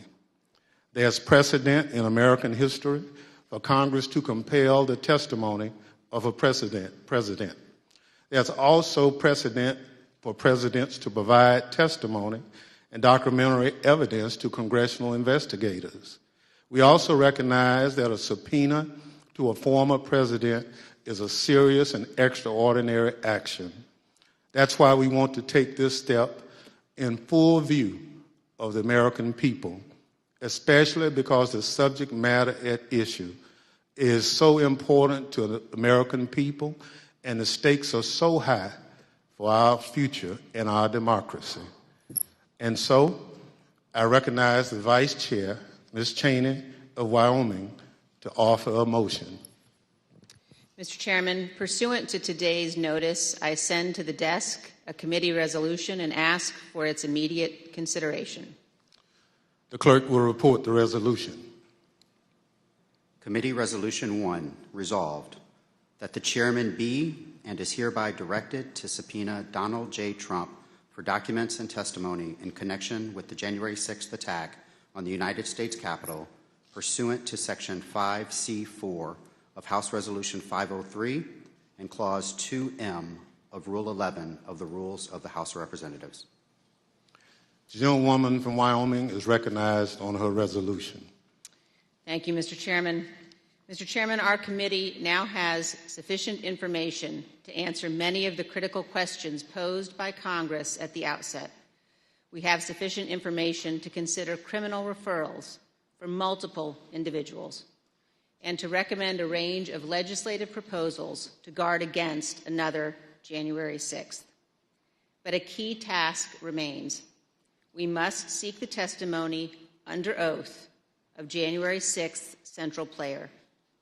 More than 30 witnesses in our investigation have invoked their Fifth Amendment right against self-incrimination, and several of those did so specifically in response to questions about their dealings with Donald Trump directly. Here are a few examples. This is Roger Stone with Oath Keepers at the Willard Hotel on the morning of January 6th. And here is Mr. Stone testifying before our committee. Did you speak to President Trump on his private cell phone on either January 5th or January 6th? Once again, on advice of counsel, I will assert my Fifth Amendment right to respectfully decline to answer your question. This is General Michael Flynn walking with Oath Keepers on December 12th, 2020. And here is General Flynn's testimony before our committee. Did you, General Flynn, talk to President Trump at any point on January 6, 2021? The 5th. Here is John Eastman fraudulently instructing tens of thousands of angry protesters that the vice president could change the election outcome on January 6th. Later on this same day, Dr. Eastman acknowledged in writing that Donald Trump knew what he was attempting was illegal. Here is John Eastman testifying before our committee. Did President Trump authorize you to discuss publicly your January 4th, 2021 conversation with him? 5th. So is it your position that you can discuss in the media direct conversations you had with the President of the United States, but you will not discuss those same conversations with this committee? 5th. Here is Jeff Clark, who conspired with Donald Trump to corrupt the Department of Justice. President Trump wanted to appoint Jeff Clark as acting Attorney General. And as you can see in this call log we obtained from the National Archives, he did so. And here is Mr. Clark testifying before our committee. Mr. Clark, when did you first talk directly with President Trump? 5th. Mr. Clark, did you discuss with President Trump allegations of fraud in the 2020 election? 5th. Other witnesses have also gone to enormous lengths to avoid testifying about their dealings with Donald Trump. Steve Bannon has been tried and convicted by a jury of his peers for contempt of Congress. He is scheduled to be sentenced for this crime later this month. Criminal proceedings regarding Peter Navarro continue. And Mark Meadows, Donald Trump's former chief of staff, has refused to testify based upon executive privilege. The committee's litigation with him continues. Mr. Chairman, at some point, the Department of Justice may well unearth the facts that these and other witnesses are currently concealing. But our duty today is to our country and our children and our Constitution. We are obligated to seek answers directly from the man who set this all in motion. And every American is entitled to those answers, so we can act now to protect our republic. So this afternoon, I am offering this resolution that the committee direct the chairman to issue a subpoena for relevant documents and testimony under oath from Donald John Trump in connection with the January 6th attack on the United States Capitol. Thank you, Mr. Chairman. I yield back. Gentlelady yields back. If there's no further debate, the question is on agreeing to the resolution. Those in favor will say aye. Aye. Aye.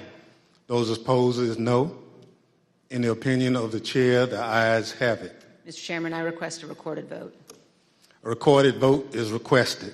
The clerk will call the roll. Ms. Cheney. Aye. Ms. Cheney, aye.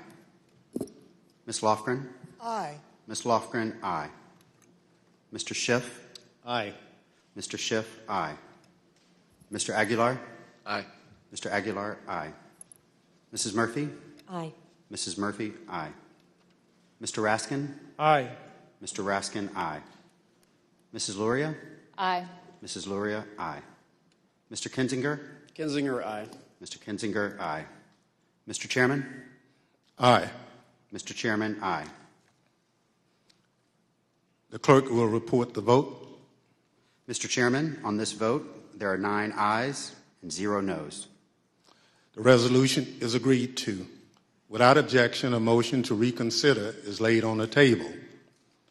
The chair requests that those in the hearing room remain seated until the Capitol Police have escorted members from the room. Without objection, the committee stands adjourned.